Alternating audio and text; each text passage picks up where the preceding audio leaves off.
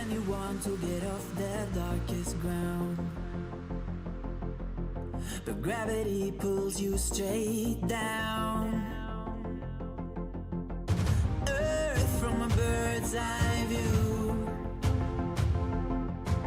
You should grow feathers and see this too.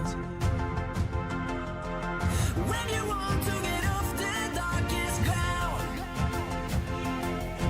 but gravity pulls you straight down.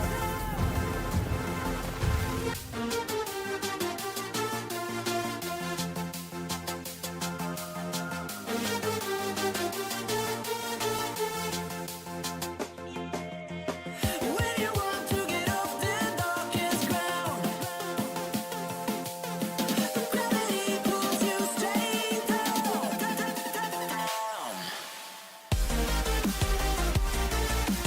Clear sky.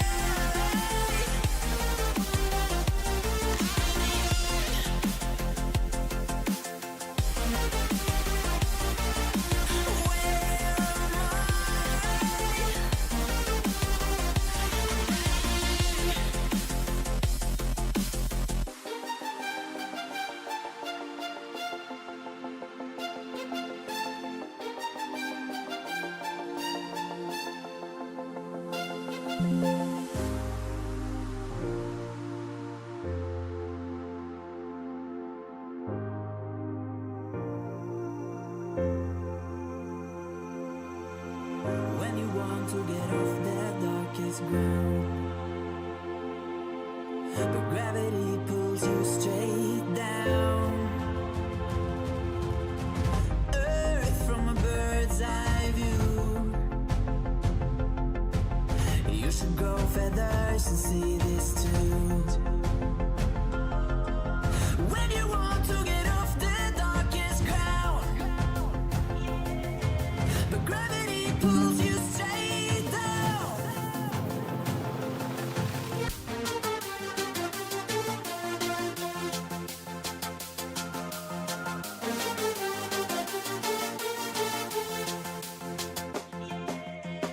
When you want to get off the darkest ground, but gravity pulls you straight down.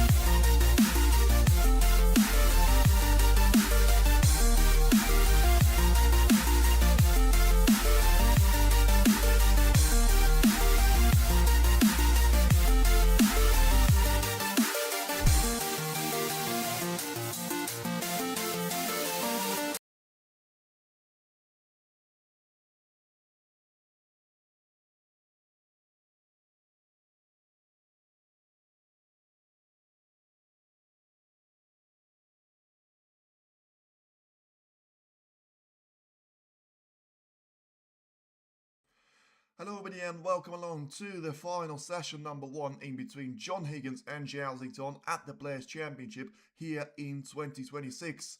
And what a setup we have got on our hands.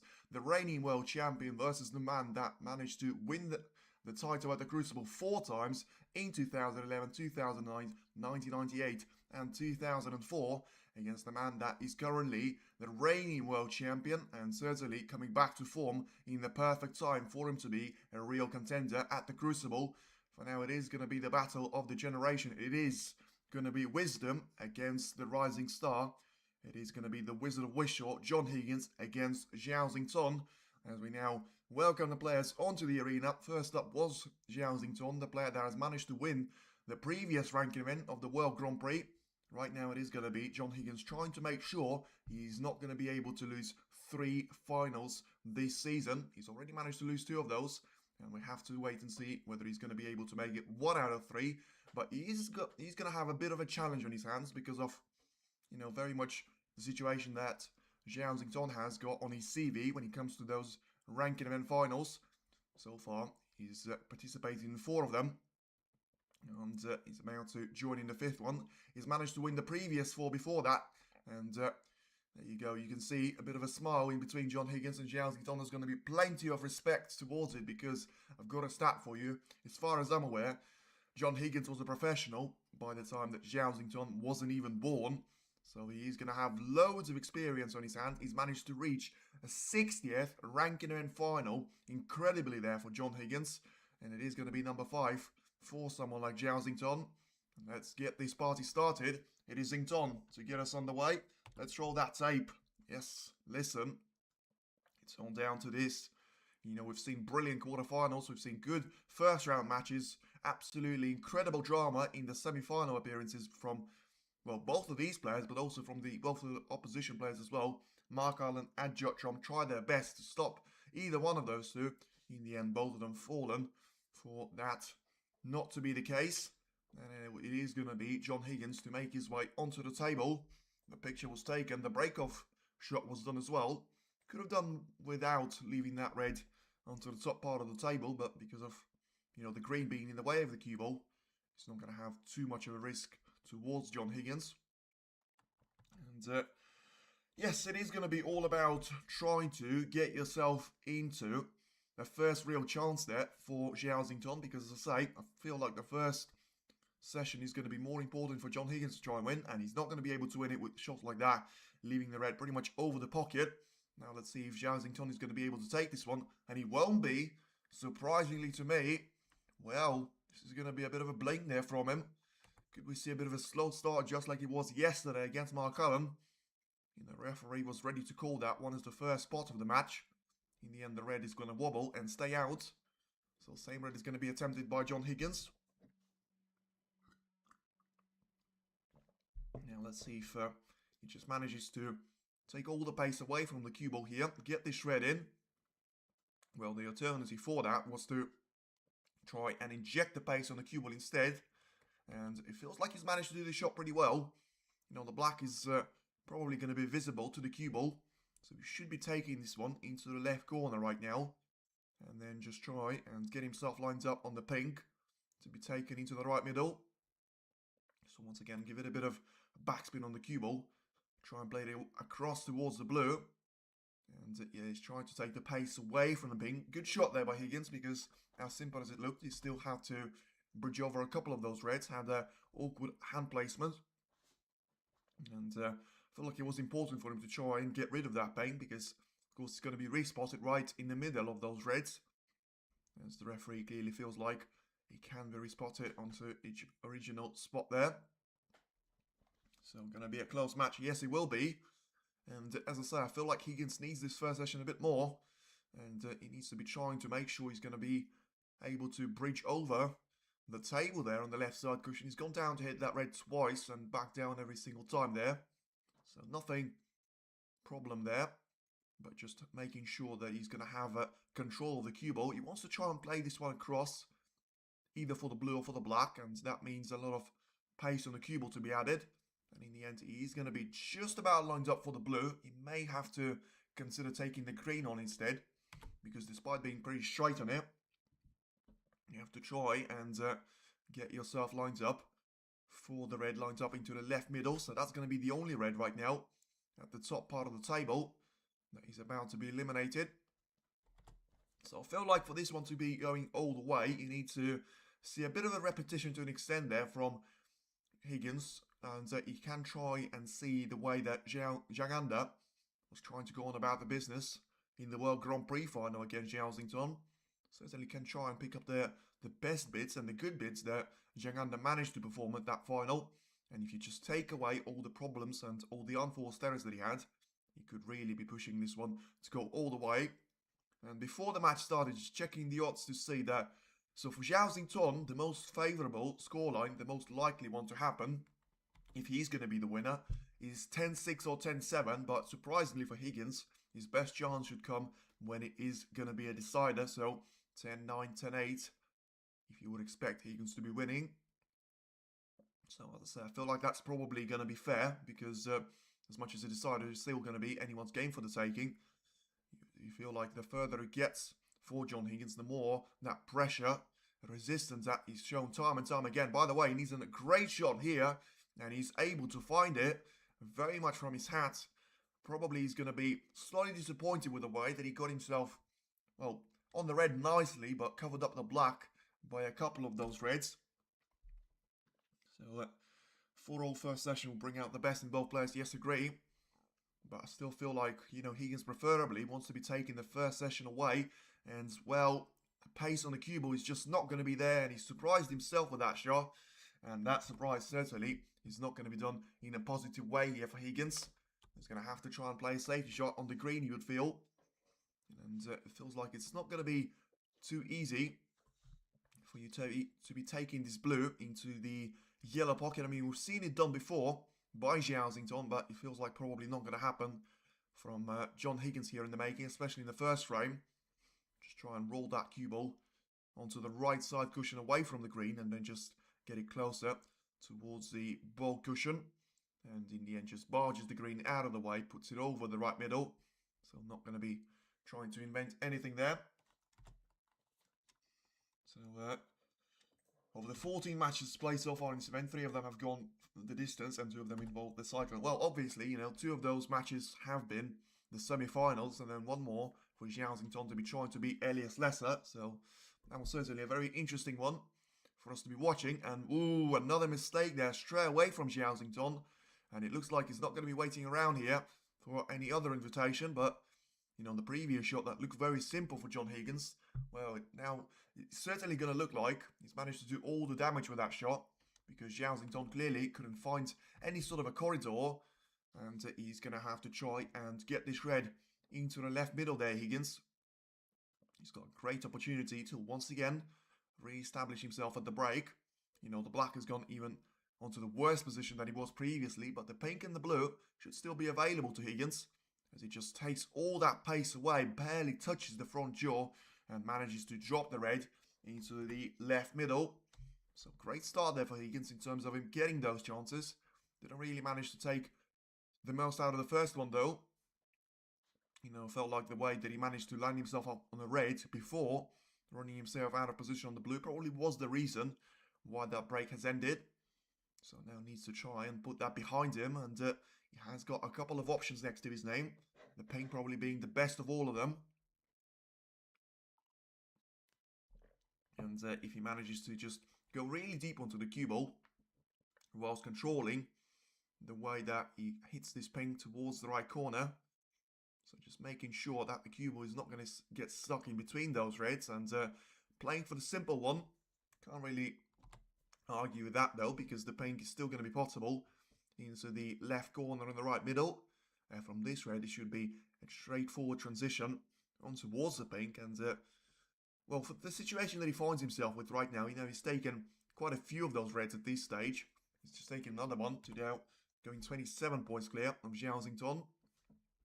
He's got certainly 2 of those reds in quite a big problem position if Zhao Xington needs to come back to the table. And then the rest of them can still be taken care of. It just depends on if he's actually going to be able to execute those shots in the perfect manner for himself. Higgins only gained entry to this event because of the withdrawal. So yes, absolutely. I mean, the fact that, incredibly, John Higgins was against the world number, well, not the world number one, but the top seeded player against Neil Robertson in the first round, managed to win that match 6-1, and he wasn't even meant to be playing at the Players' Championship because of him being the world number 17 on the 1 year list.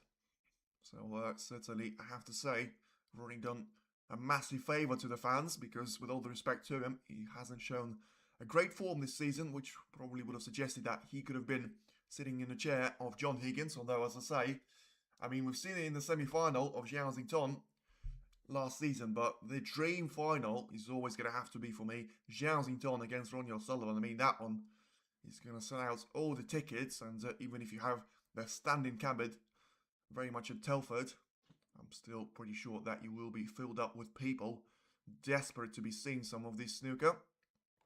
And meanwhile, by the way, give some credit on John Higgins' name. He's managed to play as well as anyone in the Players' Championship, especially if you talk about the opposition players. He had to come through Chris Wakelin in the quarterfinal, Neil Robertson in the first round, and then incredible decider against Watchalong with all the drama in the world.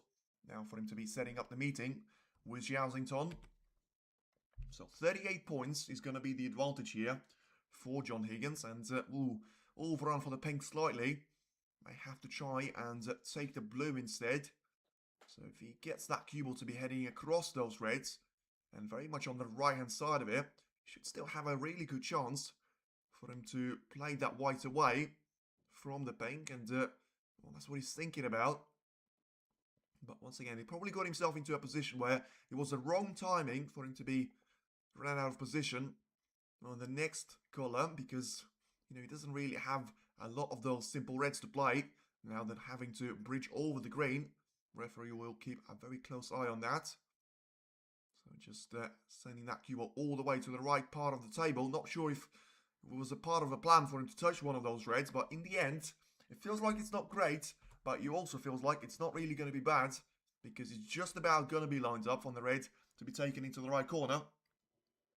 Does Telford offer standing only no, it doesn't, but what I'm saying is you probably should invent it if there would have been a match of Zhao against Ronnie O'Sullivan, and very far from the other place.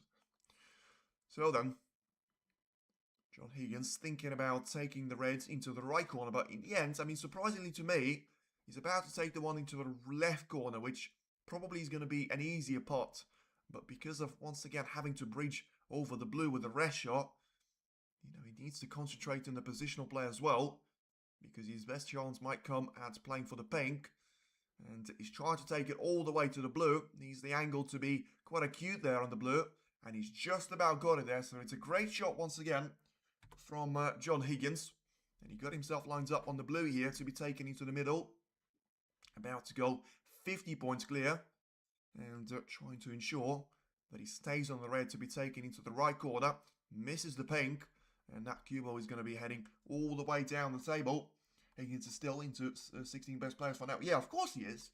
I mean, he's going to get 70,000 worth of ranking points, no matter what happens in this final now. And he's certainly marching on towards a first frame win. He's very close to it now. 51 points advantage, so 67 at the table. So needs one more red and colour combination after this pink. About to disappear. And then he should be more than 59 points clear, away from Zhao. And just trying to get that pink to be rolling through, and he's going to be lined up for the red. Although, as I say, I mean, he still needs the colour.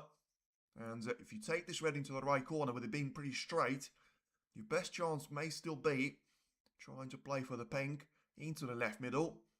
And a bit of a topspin once again on the cue ball. Higgins just about managing to find a topspin there on the cue ball side. Now 58 points is going to be his advantage. So 59 at the table. This pink for Zhao to be needing 2 snookers, and Higgins to be off to a perfect start there, something that we haven't really seen against Weezer or Karen Wilson.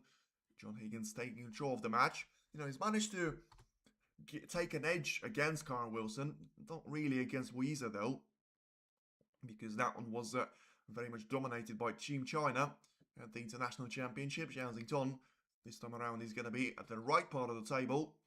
And he's going to have to settle for another opportunity in the next frame. He's going to have to stay in his seat for the rest of this frame as well, if the red is going to disappear, which he will. And Higgins didn't bother about playing for the colour, which he didn't really have to. It is now going to be 4 snookers needed for Zhao to be getting himself back in contention. And a very quick frame from John Higgins to get us underway. Looks like it is going to be straight away a frame break to 0. And Zhao will have to settle for an opportunity to come in the second frame. It is John Higgins that gets the perfect start. And he gets himself a break of 47 points that does all the damage. It is now John Higgins 1, Zhao 0. And still probably very much all early doors. But you need to point out the way that the previous 2 finals have gone for John Higgins. Of course, another thing, if you want to mention, is going to have to be the head-to-head meetings. This season, we've seen 3 meetings in between the 3 of them. The first one was the British Open 4-2. John Higgins managed to win that one against Zhao. Then it was John Higgins' win against Zhao in the Masters. So the Triple Crown of the quarter-final event as well. And then the World Grand Prix, the tournament that Zhao managed to win a couple of weeks ago. In the first round, Zhao managed to win his first match against John Higgins in, well, pretty much since 2021 there in the Championship League, in the UK Championship. That was the last meeting that Zhao managed to win against John Higgins, and of course it was an incredible campaign because that was the last 16 match before he managed to go on and beat the likes of Peter Lyons, Barry Hawkins, and beating Luca Brazil 10-5 in the final to win his first Triple Crown events. Only the second, well, one of the 2 that he's won up to this date. So we're going to have to keep an eye on that if he's going to be trying to double his Crucible record. And very much try and go on a perfect run there for his own sake. And try and be the man to catch once again at the Crucible. So John Higgins get himself to a good start. And as I say, I mean, talk about the head-to-head is fine. But I feel like because the pair of them never met in between the finals, you have to say Weezer is going to be a perfect example for me. Because John Higgins never let in that match from the start, so he already managed to do better. He was 2-1 down, he was 4-2 down, 5-2, 4-8. Just never really got going at that pace, and Weezer was just way too clinical for John Higgins to be winning 3 or 4 frames on the bounce. So now it is going to be all down to the Masters title for you to potentially analyse, because as I say, it's still, well, was pretty much a recent thing for us to be seeing, because there was a 10-6 loss once again for Higgins to the world number 2. And he managed to win the opening frame, as he has done now, but that was the only time where he was actually the leading man in that final. And now John Higgins makes his way back onto the table, this time around, to be hitting a break-off shot here, to get us underway for the second frame, about to begin. That beautiful trophy. He's going to be waiting for either one of the 2 players. And once again, the perfect line of the Channel 5 just suggesting the potential way that one of those reds will go all the way across to the left side cushion. And we are going to be talking about the way for this cue ball to go all the way to the top part of the table. Now in behind the yellow and just trying to get around it. As you can see there, posters of the 16 players, only 2 of them now are going to be lighting up with the green colour next to them. Of course, 14 of them out and 2 still standing. The 2 that have been by far the best players when it comes to just getting over the line. As I say, 2 deciders for Zhao that he's managed to win against Elias Lessler after an incredible comeback from being 5-2 down. Probably similar sort of comeback, being 3-1, 4-2 down, and 5-4 down to Mark Cullen as well. Only able to lead on that match once, and of course at the point where it really matters. Now, Zhao is about to play his first safety shot this frame, and he certainly managed to improve on the previous safety that he's played in that frame number 1. It's a good shot there. So the black is still very much available, and that is going to be a thing for John Higgins to keep in the back of his mind. Because the last thing that you want to do is give a long shot opportunity away for Zhao, which sees that cue ball potentially drifting to be in behind the black. So now you can see John Higgins himself will potentially be thinking about a long red, because probably the only red that Zhao has actually managed to leave him out is going to be the one that he can take. And look at that for a shot. Brilliant there from John Higgins. And he's certainly going to be here to play with a fantastic long red once again to be taken into the corner pocket. Now getting himself lined up for the black here to be taken into the left part of the table as well. Well, Zhao only played a couple of shots in the previous frame. He's played one here. It looked like it was a decent one. And in the end, John Higgins is going to say, thank you very much. I'll take half a chance away. And I'm going to try and convert it into a successful break, which potentially could see me winning another frame here. Zhao is still yet to get on the score sheet and yet to score any points from the first frame in a bit. John Higgins overplayed slightly for the black, but should be able to see enough of it for that cue ball to be travelling all the way from the black ball cushion. Trying to bounce it away and get that ready to be set up into the left corner. So then play the cue ball with a bit of power. Make sure you don't try and force this shot, because that's where sometimes the misses are going to be made on the black. For now it is 16 points. That is going to be the advantage for Higgins. And even though, you know, it is going to be the first of 10 match, so Zhao shouldn't be too bothered about this one just yet. But he also mustn't just relax at this stage where he's not going to bother at all about the way that this is going to go, because so far the opening frame has seen John Higgins score 65 points, and that was enough for, well, Zhao not to be coming back to the table. Right now we could be heading pretty much the same line there, because the breaks of 18 and 47 were the ones that made John Higgins very much the king of the first frame. Now he's already managed to improve on the first break that he's had, and it's now going to be a break of 23 points. And he's still looking like he's going to have at least 4 reds available to him, all to be separated away by the huge pack of those reds. Well, realistically, 2 pack of 4 there, because you've got 4 reds very much above the black, and then just underneath the pink spot there is another cluster of 4 reds as well. And the remaining 4 that are going to be slightly loosened up can still be taken with either pink or black, and unless you want to be using the blue, or unless you have to, of course the bold colours are going to be waiting for you as well. So it does look like a perfect lineup for John Higgins to try and take this one away from Zhao. But we'll have to wait and see if there's going to be any unforced errors, which could still be creeping in at this stage. Of course, you know, Higgins is not necessarily going to be up to speed in the first and a half of those frames, but he's managing to just nurse his way through those shots, make sure that he's not going to be having any of those errors at all. And now he gets himself into 29 points of advantage, so still taking a bit of time on those shots, which is completely understandable for that to be in the final.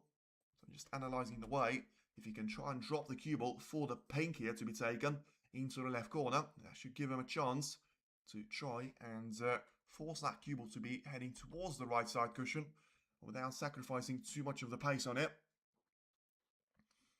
So yeah, you play this cue ball away from this red, and you get yourself lined up nicely for the black. And as I say, and at what stages will the players be taking rest break? Well, I don't know really, like, God knows, probably not in the first or the second frame, but we'll have to wait and see. Maybe the third one, maybe after the intermission as well. But I'm certainly not going to be bothering Zhao because he hasn't got anything to rest from. You know, he's spent 95% of the first frame sat in his chair, and he's about to sort of get into the similar zone in frame number 2 if John Higgins remains on this break, which is not going to be the case now. And you'll be disappointed with this one because, as I say, don't really understand what was the reason behind that shot, but he's certainly not going to get him to continue the break here. And maybe just trying to force that cue ball to be heading towards the 2 reds on the left part of the table. In the end, clearly didn't work out for Higgins. And now it is going to be 37 points advantage here for John. And, well, just analysing the right corner pocket that you can try and send that cue ball towards.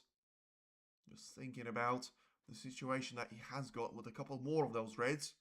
Zhao is about to find himself finally coming back to the table, but he needs to be making sure he gets more than 2 shots there, which so far seems to be his match total shot count. 37 points there, once again by Higgins, which is going to be a nice break. Although, because of him, you know, taking all of these reds with pretty much the blacks and the pink, sometimes using the blue as well, he manages to leave 107 points still available there for Zhao. So it still could be very much his frame for the taking. And though he's about to play his first safety shot here, getting that cue ball to be bouncing away off the right side cushion, very much at the top edge of the table. Giving that turn back to John Higgins. And just looking to see the way that those reds are going to be set up right next to the cue ball.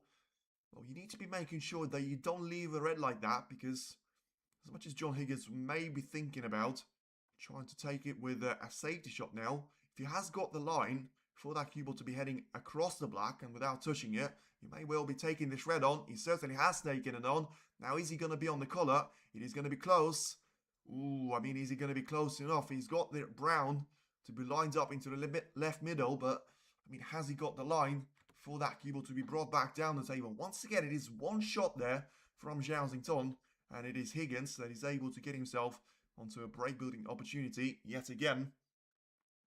So, yeah, if you talk about taking this brown with the cue ball, I mean, it's a bit of a dangerous one, because from this angle, it looks like it's going to be straight, which means that you can't really be sort of adding loads of topspin on it. You can see that one of the top raids is going to be possible into the right corner, but ideally, you want to be slightly underneath it rather than being straight, because that gives you the ability to try and play for the black or for the blue. And yeah, Higgins is just thinking about the way that he's going to have to try and go on about the business. And of course, another thing for him to consider is that if he doesn't feel like he can get on the red, it may not be the worst scenario for him if he just rolls that cue ball to be behind the brown and just forces Zhao to be the player, very much trying to find the opener and get himself escape from that shot. Ooh, I mean, Higgins was using the entire pocket there, but managing to get the brown in. Slightly underrun, though, on this raid, and as I say, it would have rather been, you know, slightly lower than being straight on it. Now he's going to be slightly close to the top part of the table instead, and that's going to limit his options there, because he can't play for the black. He needs to be playing for the blue here, or the bold colours. So that's going to be quite interesting to see the way this is going to go. Oh, he's fluked the red. The red that he was playing for has gone nowhere near the pocket. And, well, this is going to be very interesting to see. You can see the contact was initiated by the cue ball straight away on another red. Then he manages to fluke into the left corner. And, well, the good thing for Zhao is that it's not a guarantee that John Higgins will be able to continue the break. But, of course, he would have rather seen himself to get a chance to try and pot the red rather than wait for another mistake from the man from Scotland. John is just going to have to try and study the yellow. If it's going to be worth for him to be taking on, you can always try and put this one across the entire table and put it on the right or the left side cushion. So Higgins is going to be thinking about it. I feel like if he takes the brown on, it is going to be a bit of a risk for him in terms of he's going to have to try and play it for the red. And yeah, just probably doing the right thing, to be fair, as long as he doesn't drop the cue ball into the green pocket, trying to send the green towards the lower part of the table and leave Zhao to be coming back with a chance. And yeah, it is going to be Zhao now coming back to the table, still looking to score his first point in this final after a frame and a half has been gone. 108 points scored by Higgins, 65 in the first frame, 43 in the second one. And now a bit of a plant that Zhao is going to be looking towards. And I'll tell you what, for now, it is going to be a mission accomplished successfully if he doesn't leave a chance away after the first shot that he plays. And so far, it looks like he manages to play that shot super well. And yes, he's going to potentially leave a red towards the left middle, but with you know, how much of an acknowledgement there was from Higgins' point of view, and also how close you can see that cue ball has gone towards the ball cushion. Tournament safety success, 78% from Higgins, 81% from Zhao. Yeah, just finish on that point. It's going to be super difficult for John Higgins to try and take the red into the left middle. So it is now going to be all about just trying to take this red towards the left corner and, well, try and maybe put a bit of distance in between the cue ball and the target red for Zhao. And he's going to have to try and make sure he doesn't leave anything easy away. Although I still feel like he could have played a better shot there, John, because he still leaves a red out towards the right corner for him to be taking. And Zhao should, well, have the ability to try and find a way for that cue ball to be heading all the way, very much to the top part of the table. And this is going to be the red that he's taking on there. So let's have to wait and see whether he is going to try and play a safety out of it, which probably is going to be the unlikely outcome. And he certainly tried to pot it. Now he got the first red in. And is he going to be lined up on the colour? He just about is going to be on the yellow, but probably from the wrong side of it. That's going to make it, well, probably rather anything than straightforward. If he takes this yellow, I mean, he's always going to have a chance to try and send that cue ball all the way across to the lower end of the table here. And then just not having the ability to be playing for the next red. The yellow is probably going to be dead straight as well, which doesn't really help his chances. You feel like at this stage, you need to be rolling this yellow away from the cue ball and just try and get that white in behind the brown here. So that's going to be the mindset that I would have been taking. So he's thinking about maybe just leaving the cue ball all the way on the bulk line and at the same time on the right side cushion. So he's thinking about taking the yellow or brown. Looks like he's going to go for an attacking option. Very close and just about rolls that yellow in. So going to have to wait and see what he's got planned in his mind, because he clearly was taking that yellow with a mindset to try and stay on this break.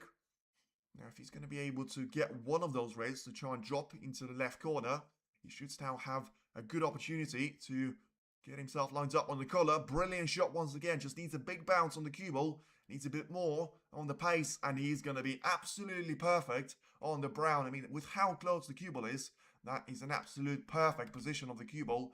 And now it is going to be Zhao very much back on the charge here. And that 43 points advantage doesn't look as comfortable now for John Higgins, because it is Zhao that finds himself back to the table and very much trying to apply all the pressure here. So trying to take the red away into the left corner. Once again, I feel like he is going to be doing the cleaning job now. Make sure that the green is going to be sent towards the top part of the table now. Very much get respotted back onto its original spot there. Then try and put the black on the pink on their provisional spots there as well. And then have 6 colours available to yourself. He's still going to need all of these reds. There's no question about that. And he's got 3 reds available to him. And then he's got 2 more of them, which may need a bit of work done on them out there. Big moment early on. Certainly is now. 30 points of a difference. And 59 at the table when the black disappears. And Zhao is going to have his first break very much on the board here. So it feels like those 2 reds shouldn't be an issue. Especially when he's about to take the first one and get himself lined up on the pink. Although could have been straighter on either one of those reds. May be able to just try and use loads of backspin there, I should say, on the cue ball to try and get himself lined up for the pink. Doesn't want to be straight on the black though. And he's going to have a quick look at the pink to see if it's spottable. Yeah, could have done without leaving himself straight on the black, so that will force a bit of a different shot selection and trying to get himself lined up for the red into the right middle instead, which, to be fair, he managed to play it rather well. Now gets himself back into control of the position and should have the ability to just use loads of topspin here. The cue ball should be drifting slightly further up the table and just get himself lined up on the pink in the way that he's going to have a chance to send the cue ball all the way to the left side and get one of those reds to be potted into the left corner. And well, he's gone the other way, so he's trying to give himself an angle on the black, which I have to say, I mean, it leaves the black being vulnerable. And has he managed to play a beautiful shot here? He certainly has. And look at that for a shot. Textbook stuff there from Zhao. And he's able to solve 2 issues pretty much with a single shot there. He had pretty difficult positional play to try and do on this red. And in the end, he manages to barge the other one out of the way. Although, I mean, he's going to go for the more difficult one here. So it makes it difficult and needs to be making sure that he gets the red in here right now. Otherwise, he is going to be leaving John Higgins in with a chance. And that's a mistake, and that's a horrible mistake. After such a great shot there, you just feel it was the wrong shot to be taking on by Zhao, because, I mean, he should have realised that if he misses that red, he was always going to be leaving one over the middle. And that is going to be certainly a chance for John Higgins to be putting this couple of reds away. And he's not going to need a lot more than that. It is the first real mistake there from Zhao that we can see. Unable to make the most out of his opportunity that he was able to present to himself, really. And now it is going to be John Higgins very much back to the table. And, well, he's got 8 points of an advantage here over Zhao as he gets the blue into the right middle. He's about to get himself lined up for the red to be taken into the left middle as well. So now then, playing this shot with loads of topspin on the cue ball. And just leave himself on the wrong side of the blue here, so that he's got a straightforward transition to try and be taking the cue ball all the way to the yellow. And for the first time in these finals this season, John Higgins is about to lead by more than a single frame. He never led against Weezer. He led once against Karen Wilson. That was the opening frame win that he's taken. Now he's about 2 shots away there as he disappears, and he makes the blue disappear into the right middle. So 19 points is going to be his advantage here. So take the yellow and the green. And at that point, your deficit is going to be more than 22 points. And he's not going to need a brown for it to be taken all the way there. So disappointing from Zhao. You'll have to try and come back stronger in the third frame, because he can't allow John Higgins to be having a 3-0 cushion next to his name. For now, it looks like it is going to be John to very much re-establish himself as the dominant force in this final so far. There's not a lot of anxiety or pressure that he's got next to his name, as he makes the green disappear into its own pocket. Now has got a 24 points of an advantage with only 22 available to be in open play. Takes the brown as well, which is going to make all of those efforts for Zhao to try and find snookers second to none, really. And it does look like it is going to be the break of 39 points, which will get him over the line here. And once again, anything that Zhao didn't really manage to achieve there, 36 being the only points that he managed to score in this frame so far. John Higgins, though, is clinical as he wants to be there. He gets a 2-0 lead next to his name, and it's now Zhao that finds himself in a bit of bother there. Still shouldn't be panicking just yet, but he certainly should be thinking about the way that he needs to approach the remainder of the first mini session, because right now he seems to be in the world of trouble, as I say, only scoring 36 points in the opening 2 frames. And yeah, we're going to have to wait and see if there is going to be some sort of response for him, because if there is to be one, we better see it now, otherwise it may be too late for that to be the case. For now, it's still going to be a minimal break for the referee to re-establish the reds and the pink. And in the meanwhile, as I say, if you are new to this channel, feel free to subscribe and hit the like button on the stream. We are going to have the second session to be the evening one, which will inevitably determine on who of these 2 great players is going to be the champion of the Players' Championship.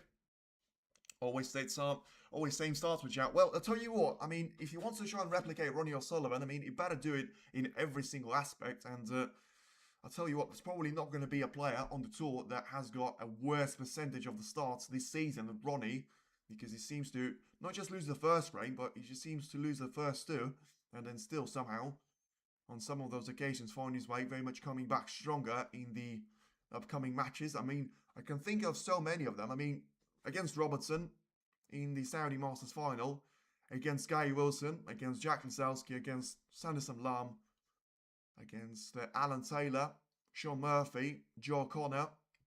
You know, the list goes on. Ali Carter. So many of those matches that we've seen Ronnie O'Sullivan lose the opening 2 frames. And, you know, Zhao is very much trying to replicate his style of play with how well he's doing on the positional control, and the pot success not really being his weakest point either. Just needs to be making sure he doesn't sort of let Higgins to run away with this one to an extent that he will have way too much work to be doing in the remainder of the first session. For now, he's still got himself in with a chance to be back level when it comes to the first intermission break of 15 minutes time.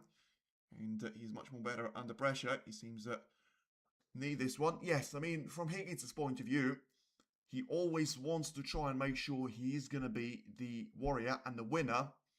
Zhao probably still has got that hungry mindset. But remember, he managed to win the tournament less than 10 days ago. John Higgins, pretty much a year ago. So that's going to be another factor for him. Zhao knows pretty well that he'll have his chance to try and burst onto the scene in the second mid session. And as I say, John Higgins needs the first session a lot more than Zhao does. But for now, the Cyclone needs to make sure he doesn't, well, just lose all of those frames just because he can try and concentrate on the second session there. He needs to be getting a good break off, but I mean, it's not really a lot that you can say apart from that previous mistake on the red, which was a bit of an unforced error from his own point of view. You know, long shots, pot success, positional play have all been very strong assets for John Higgins to be taking. And yeah, it's going to be another long red available here for John Higgins to be taking into the right corner. And if he takes this one well, gets that cue ball to be around the black, once again, he can try and position himself for one of the bold colours. He needs to be making sure he takes all of those reds though, and doesn't leave any one of those easy chances away to Zhao. And just as I say that, he looks left one now, and Zhao will be very eager to try and come back to the table. John Higgins, as I say, I mean, he had a couple of good shots in the previous two frames, but he also had a couple of quite sloppy ones that we still haven't seen Zhao to punish him for. And yeah, if you get this red into the right corner, you should have the angle for that cue ball to be heading all the way across towards the blue. And, well, has he managed to get close enough to the blue? It feels like he did. I mean, he's always going to have the option of taking the black here as well into the left corner. But, I mean, the thing about taking the blue into the yellow pocket instead is that it leaves that black as very much a colour for him to be using in case of an emergency. You know, you run very short on the blue or the pink, and then you can always try and utilise the brown or the black, depends on what your position is actually going to be. But another point there for Zhao is that, of course, he is going to be one of those players that prefers to be playing around those shots on the black ball spot. And now it is going to be just this red to be taken into the right middle, play that cue ball across towards the blue. And the first couple of shots should be straightforward there. I'm not going to say easy, because it would still require a bit of a precision there from Zhao to be making sure that he's got the positional play on the colours first and foremost very much sorted there for his own sake. And yeah, just playing this red into the right corner. I mean, that might give him a chance to stay on the black here. Higgins will be disappointed with the way that he started this frame, but once again, such a quick start to the final overall. And now it is Zhao that rolls that red into the right corner nicely, so gets himself positioned on the black here. 15 points is going to be the advantage. So now it is going to come down to just trying to take the black into the left corner, take all the power away from the cue ball, bounce the other couple of reds away, and brilliant shot there. Trademark Zhao shot, by the way, because of how clinical he manages to just barge those reds out of the way without sacrificing the position of the cue ball by a millimeter there. And now he is going to have a great chance to be getting two more reds there next to his name. So about to go higher than the break of 36 points, which so far has been the most points achieved there for him in the space of a single visit to the table. So now about to take the last of the easier reds here, apart from maybe the one next to the pink. If you play the perfect positional shot for, you should have a really good chance on playing that red into the right corner.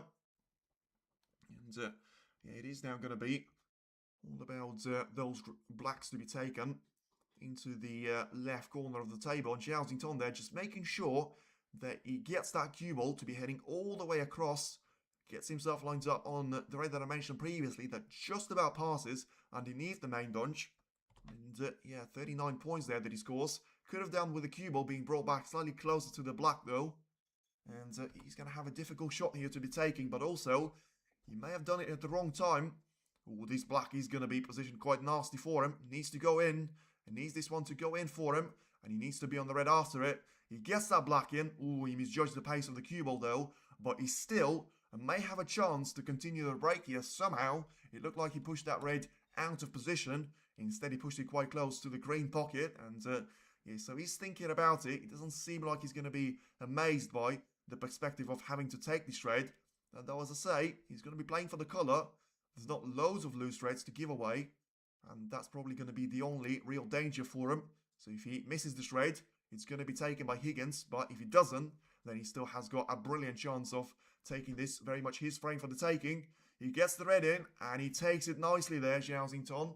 So once again, a break of 47 points that he's about to resume. And get himself once again to travel down the lower end of the table.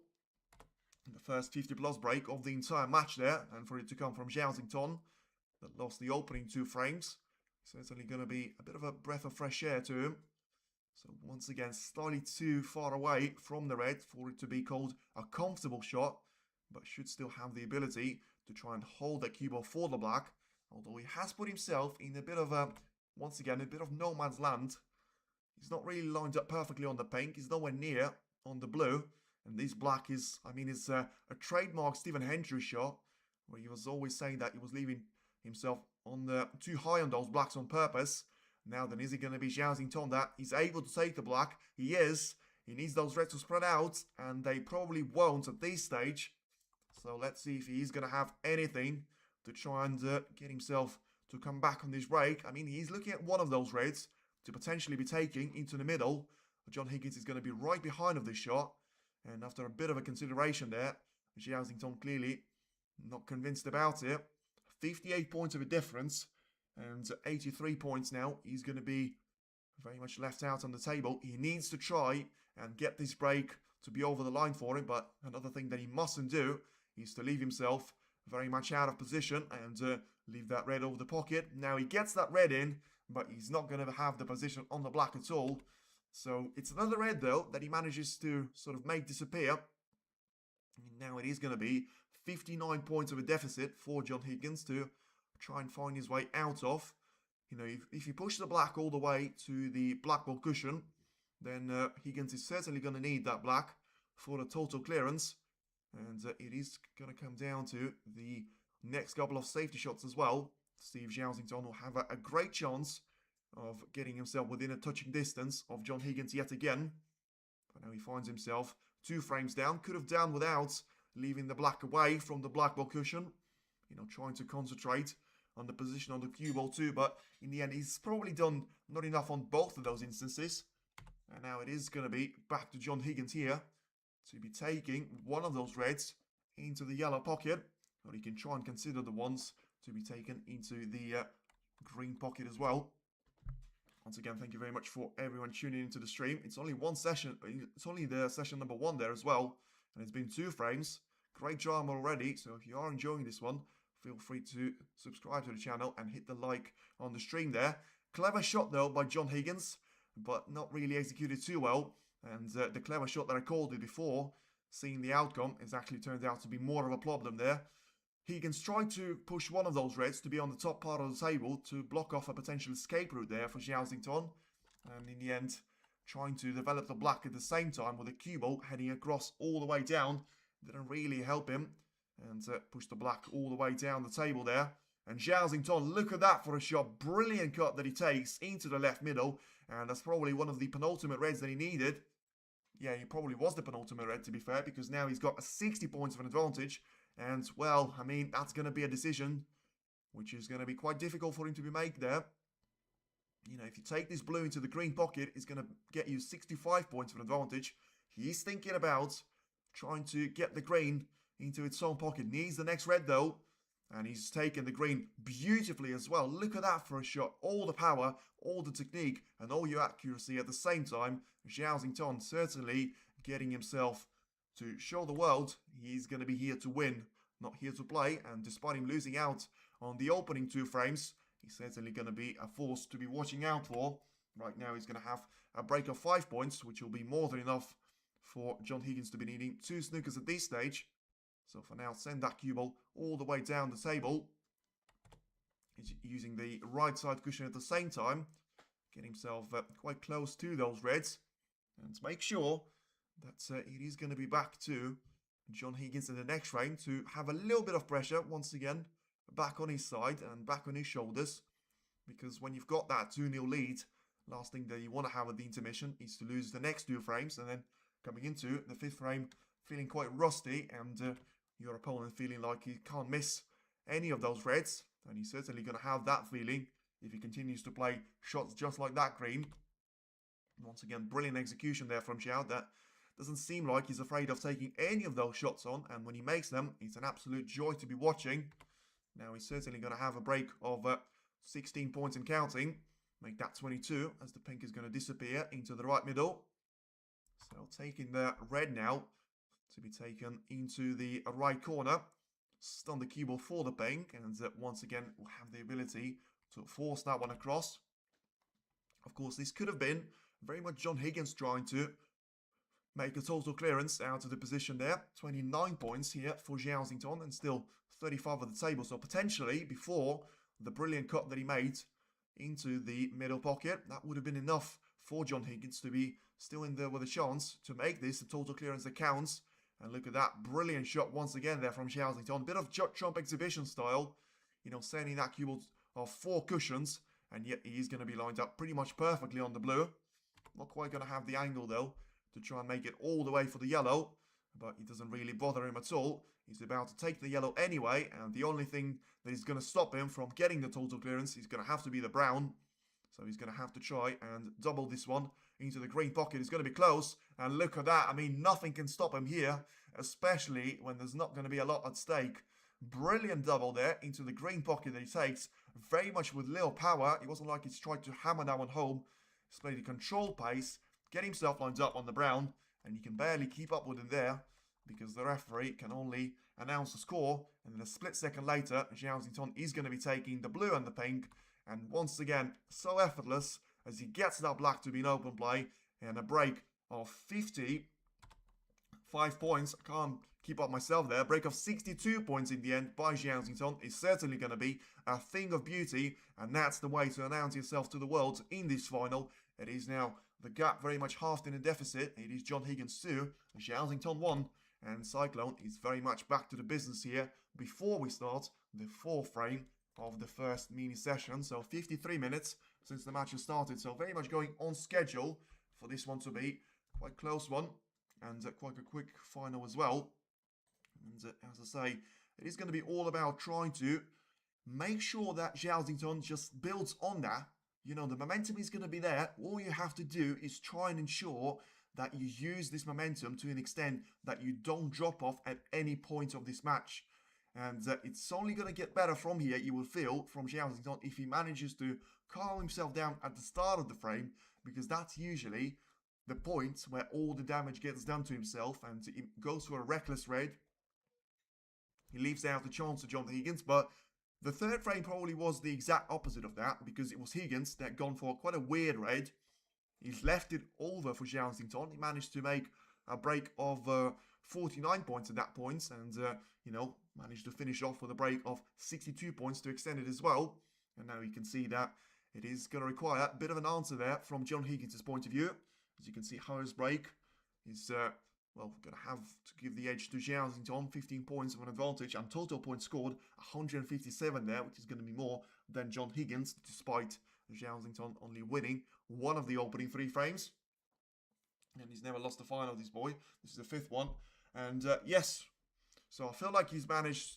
So which were the ranking event finals? So obviously World Grand Prix, then the German Masters in 2022, and then he had the UK Championship in 2021, his first title, and I felt like there was one more about it as well. You know, he's managed to be obviously the winner of the Riyadh Championship in Saudi Arabia early this season after beating Neil Robertson in the final, and defeating some of the best players on the tour as well at that moment in time. As we still wait for the frame number 4 to get started, is Carmen settling down? He certainly is, and as I say, I feel like there was never a lot of pressure or a lot of panic there from Zhao to be feeling, oh my god, I'm 2-0 down, I can't be doing anything here. It's going to be a race to 3. No, it's not going to be a race to 3. It's going to be very much a race to first to 10 frames.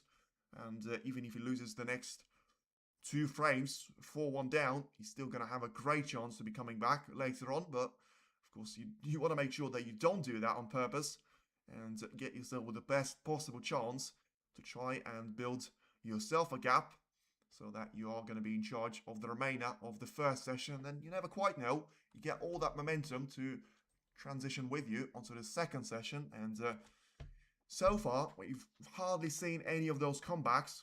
You know, we've seen good efforts there from Joey Long and Ronnie O'Sullivan in the English Open and at the Saudi Arabia Masters in the finals, but both Robertson and Mark Allen were able to get themselves over the line.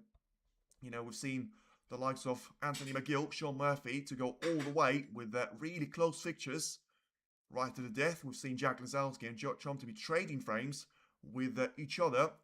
And at the end, it all came the distance at that point. We've seen a bit of domination from Mark Selby and Mark Williams against the likes of Sean Murphy and Jock Trumbo. We've never seen one of those players to be losing the first session and then come back super stronger in the second one so far. Well, this may be the time to do it if either John Higgins or Zhao get themselves into the perfect start of the first mini session there. For now it is Higgins that is looking to try and spread the reds across the table. He's got a potential plant of 3 there, which do seem to be looking towards the right corner. And he wasn't even trying to touch them. He was playing for a couple of reds lower than the reds that I mentioned for, but he didn't really play a perfect shot there because of him leaving out a red over the right corner pocket. So it's very similar to the one that was missed by Zhao in the first frame. But now we're down to frame before. Zhao certainly managed to get himself warmed up. And I feel like the biggest issue is going to have to be the factor of trying to get that cue ball all the way across and past the reds and the black clusters. And he's managed to do that, but he's, well, hasn't really managed to get himself lined up for the collar. So it's a good effort there by Zhao. He got the reds, but it doesn't look like he is going to be lined up for the collar here. So just push the brown out of the way, get that cue ball to be behind the green, and force John Higgins to be scratching his head and thinking about which is going to be the safety shot for him to play. He won the UK final. No, he won the UK final in 2021 when he beat Luca Brissell 10 frames to 5, beat Barry Hawkins in the semi-final 6-2, and then Peter Lyon 6-4.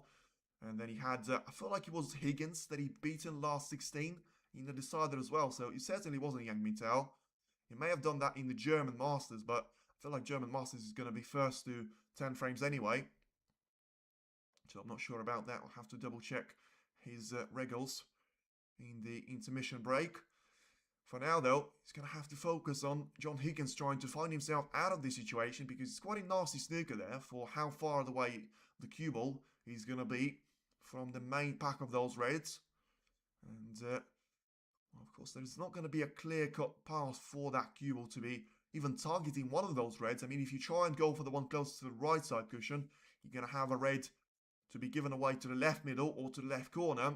You know, if you target the one closest to the black ball cushion, I have to say, good luck trying to get through to that one. But also, it is going to be coming down to the factor of Higgins just trying to find a line. You know, it's more than 90 seconds that he's already taken on this shot. And he's probably going to get one chance. Depends on which one of those reds he tries to target. And yeah, a little shake of the head there. It's just body language clearly suggesting that he doesn't have a clue on which shot to be taking on. So, just thinking about it again, I feel like he needs to be hitting this cue ball across the table towards the yellow pocket, off the bulk, off the left side, then try and do it off the right side as well. But, I mean, that's when he's going to be meeting some of those reds, and because of how many cushions he needs to be using before he reaches that point, it's going to be a very difficult situation for him to try and find himself out of. So that cue ball onto the left side, onto the bulk, onto the right side. Ooh, has he managed to find a perfect escape? It doesn't look like it, and it is going to be the perfect giveaway for Zhao.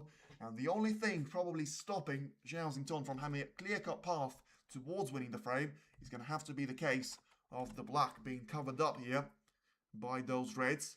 And John won't be happy with it, but as I say, after taking all that time to try and think about the way for him to sort of try and go on about the business for that shot, clearly couldn't do any more than what he's tried to, and he was always going to end with Zhao coming back to the table and trying to make this the break, which will replicate the story of the previous frame and get himself very much lined up level back on the score sheet.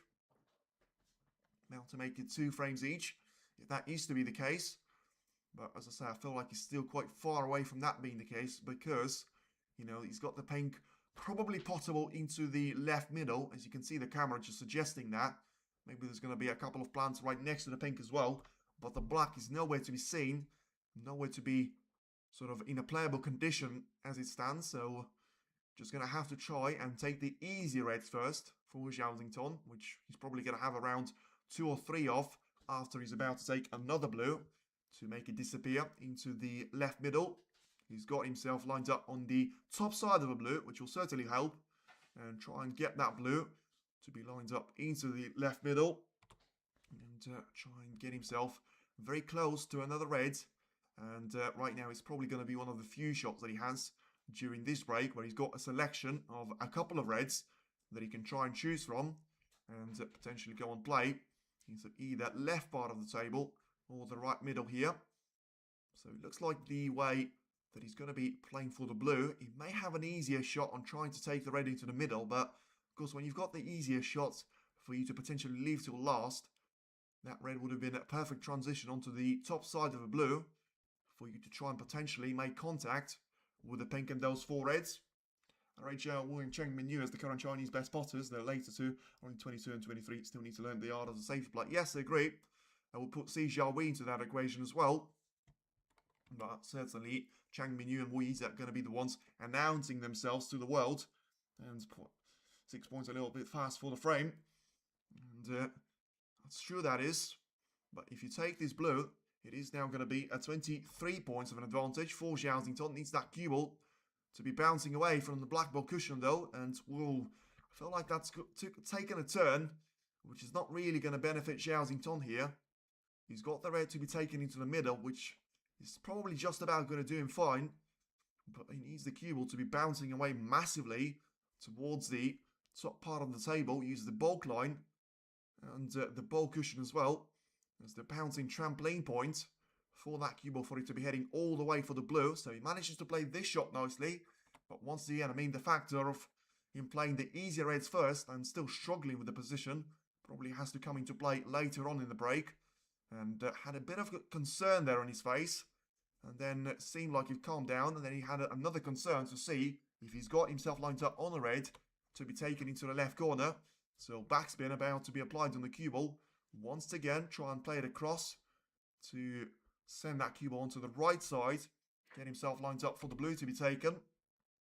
Now it is going to be close to 100 points without answer from Xiaoxington. And John Higgins will certainly not be enjoying this particular stat.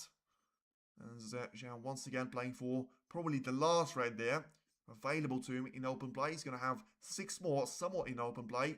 1 more on the right side cushion, and then another red right next to the black ball cushion as well.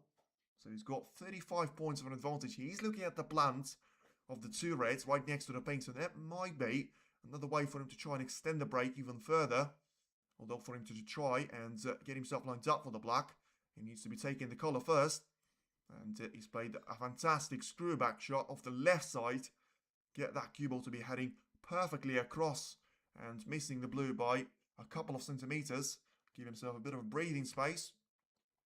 Making sure he's not going to have any issues when it comes to the positional play here, which he certainly seems to have managed to exploit in the last couple of frames. A lot better than in the previous 2. Now takes that plant, which probably would not have been called missable, no matter how you play it, with how little distance there has been in between those 2 reds. One of them slightly too close to the right side cushion for Xiaoxington's liking probably. And, well, I mean, he hasn't played a good shot there on the blue. He may have to try and take this red now into the left corner. He's thinking about it because the red that he's cannoned away onto the right side previously may still be the best option for him to try and stay on this break. Toss of a coin this match, it is. But it was always going to be like that for the first session because, as I say, even though Higgins had that 2-0 advantage, it was always going to be Xiaoxington trying to come back stronger and for him to be very much the force that you try and catch there from Higgins' camp. Now that cue ball to be sent all the way for the ball colours. Is he going to miss the blue? Yes, he will. So now the green is probably going to be the only option for Xiaoxington to continue the break. And yeah, if you get this one with loads of backspin on the cue ball, he needs to be doing that really because he can't afford to be hitting this cue ball onto the right side cushion because of the brown being in the way. And, well, I'll tell you what, I'm surprised with that. He still tried to use that cushion anyway, but he's adjusted the spin to make sure that the cue ball was going to miss the brown. But by doing that, he compromised himself quite badly on the potting angle of this red. And, well, it's going to be a difficult red for him to be taking on. The pink is going to be heading towards the pocket of the middle as well. So the pink stays out, the red drops in. So perfect for Xiaoxington because he manages to get 2 of those reds, 2 of the colours I should say, to be compromised by one another with the brown and the pink. The rest 4 of them are all going to be back on their spots. So it is going to be a difficult collar shot though. And if he tries to take the blue, let's see if he gets that cue ball to bounce from the right side, get himself positioned for the shot alongside that side rail. And just trying to roll the red in. Once again, a brilliant shot on the blue. And he gets the position on that red to just about be fine there. Another hit across there from that cue ball to play for the blue here. Once again, a brilliant break there from Zhao. And all of a sudden, I mean, he manages to get himself lined up for a frame ball. And you can see a little nod of the head there, clearly enjoying the way that this has gone. Live pot success, 95% each. And after the first 4 frames, it does look like it is going to be nothing to separate the two players. When it comes to frame wins, it is now 63 points of an advantage for Zhao. And let's see if it is going to be John Higgins to, well, obviously he will come back to the table. But let's see if his pursuit for snookers is actually going to be a real one. For now, Zhao is trying to hit a cross double. And, well, a hand of apology there to John Higgins. Clearly didn't mean that one to go in. But he can't miss at this stage. And he's going to be getting himself lined up for the yellow. So that's going to be an intermission announcement for John Higgins. And he's done absolutely nothing in the last couple of frames. And it has been a story to be written by Zhao that seems to get himself in perfect control of the way that this mini session has finished with. And now, despite him missing that red, it is going to be a great repetition of a break of 61 points. And it is going to be acknowledgement from John Higgins that taps his fist on the table and acknowledges that it is going to be a 2-all draw at the intermission of 15 minutes time. So we are going to be back for more of those frames in just about a quarter of an hour. Feel free in the meantime to hit the like on the stream and subscribe to the channel. Thank you very much for everyone tuning in. And we've got 4 more frames at least there of this brilliant action after it's been only an hour. And we already played half of the scheduled frames for the first mini session to hold there. Stay tuned in 15 minutes time, and then 2 of the best players of the Players Championship who will be coming back to the arena here in Telford.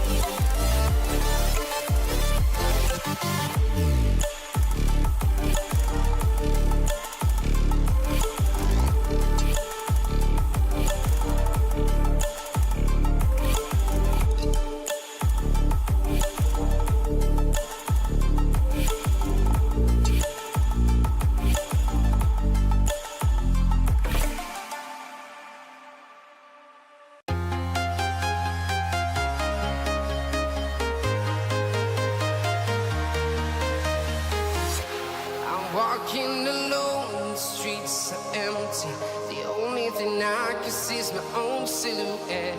I'm getting stronger, step by step. The clock is ticking, but there's no time for regrets. I've been flying from town to town, from London to Taiwan. I've been all around the globe, trying to protect your soul. We are heroes tonight. We will fly above the sky. We are heroes tonight. Yeah. We are heroes tonight. We will fly above the sky. We are heroes tonight.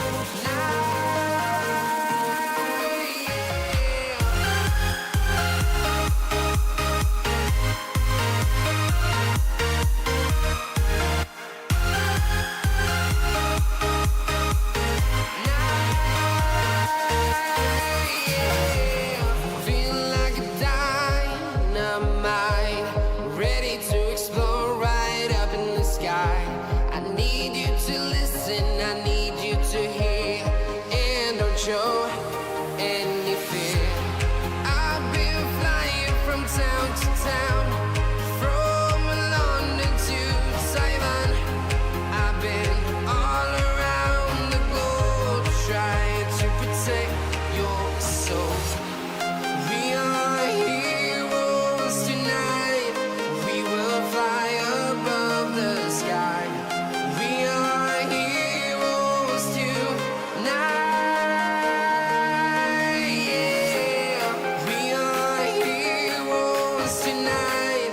We will fly above the sky. We are heroes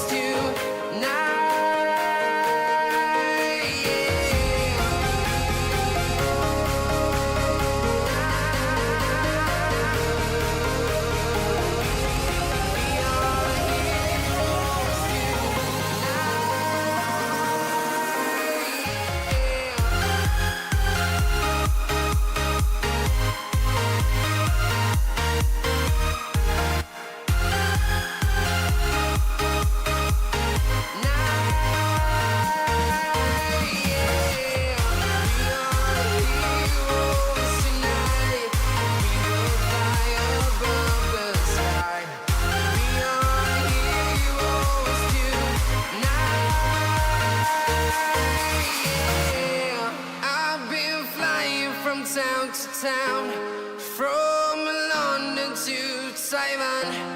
I've been all around the globe, trying to protect your soul.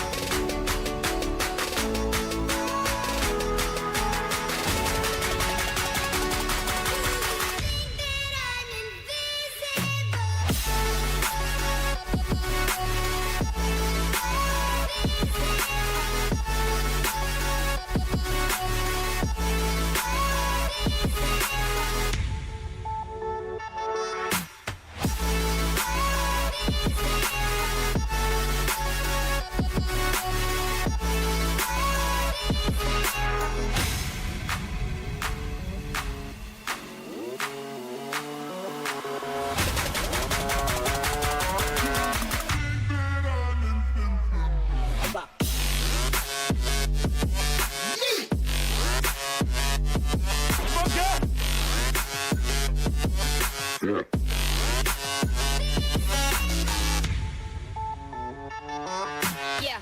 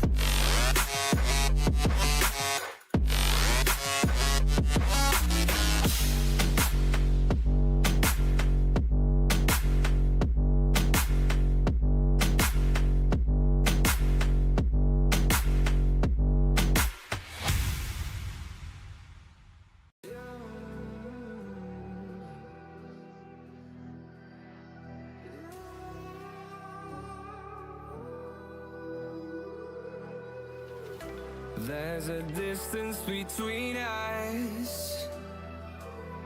It's getting hard to reach out. Haven't seen you in seasons, but all I hear is your voice. I know my limits, you can break me down, but I'll stay till the finish line. And I've been counting minutes for quite some time now, just to see you again. And I've been counting days to get away, to see you again, see you again. Been fighting ways to get away, to see you again, see you again.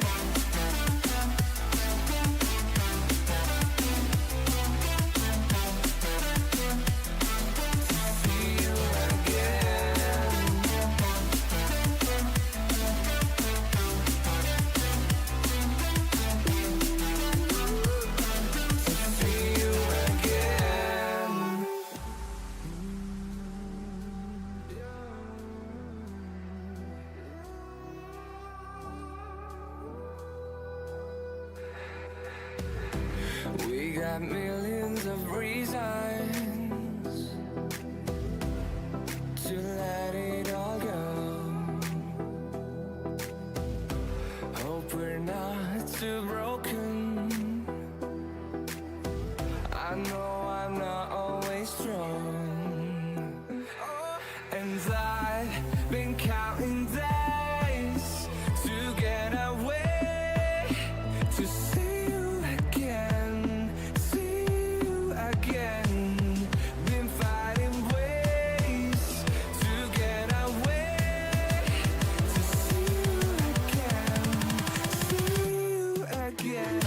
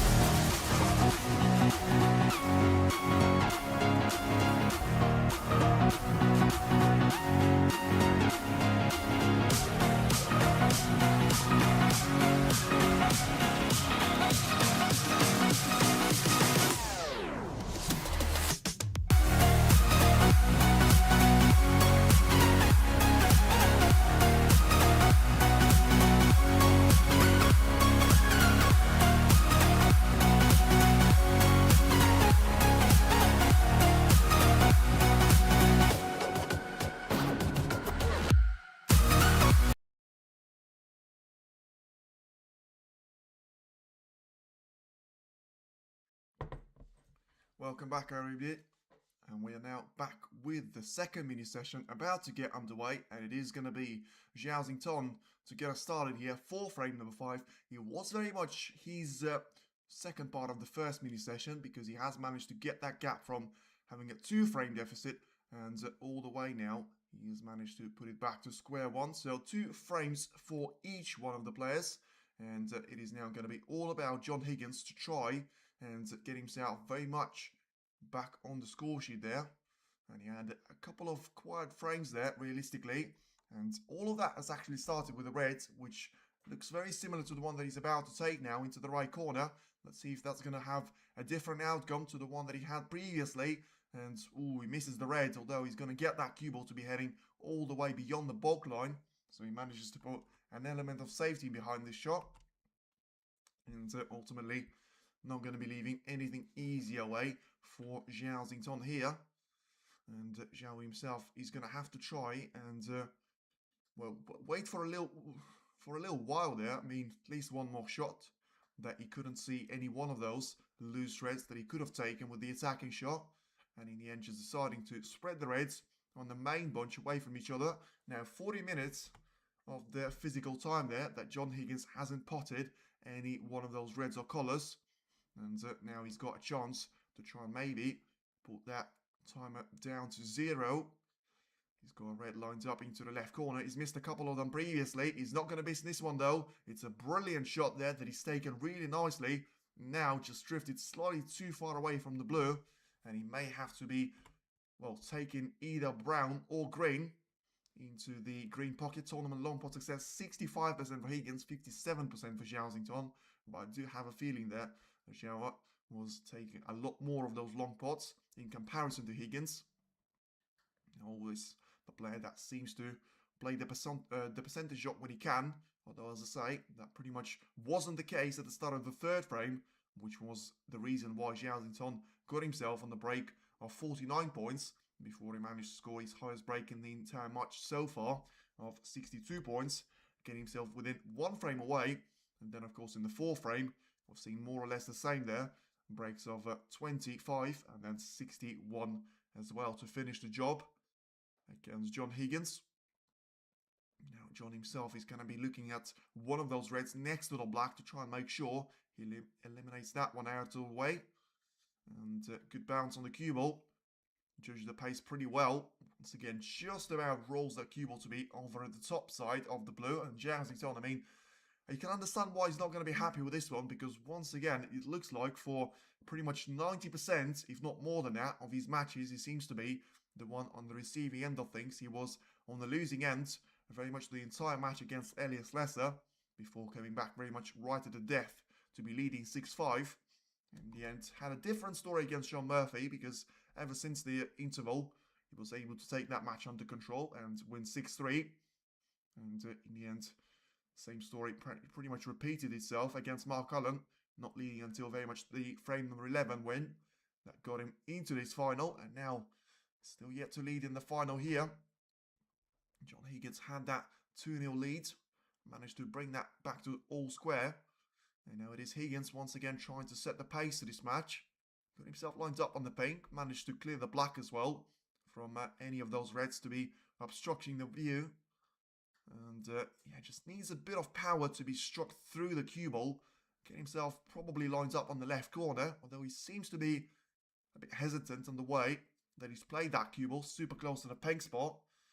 And now it is going to be all about the shot into the left corner here for Higgins, because if he takes this one well, he may have a chance to try and get himself lined up for the black to be taken into the right corner. As I say, the pink is going to have to be out of position for a while, with the referee Marcel Edgar just trying to make sure there's going to be no distance in between the pink and those reds. And Higgins himself is having a look to see if the pink is going to be potable, because, as I said, it's going to be a massive factor for him, because if the pink is potable, it just gives him so much of a breathing space to choose from when he's going to be sending that cue ball down the table all the way, so that if he overruns for it, it can be taking the black, and then if he underruns for it, it can be taking the pink without further complications.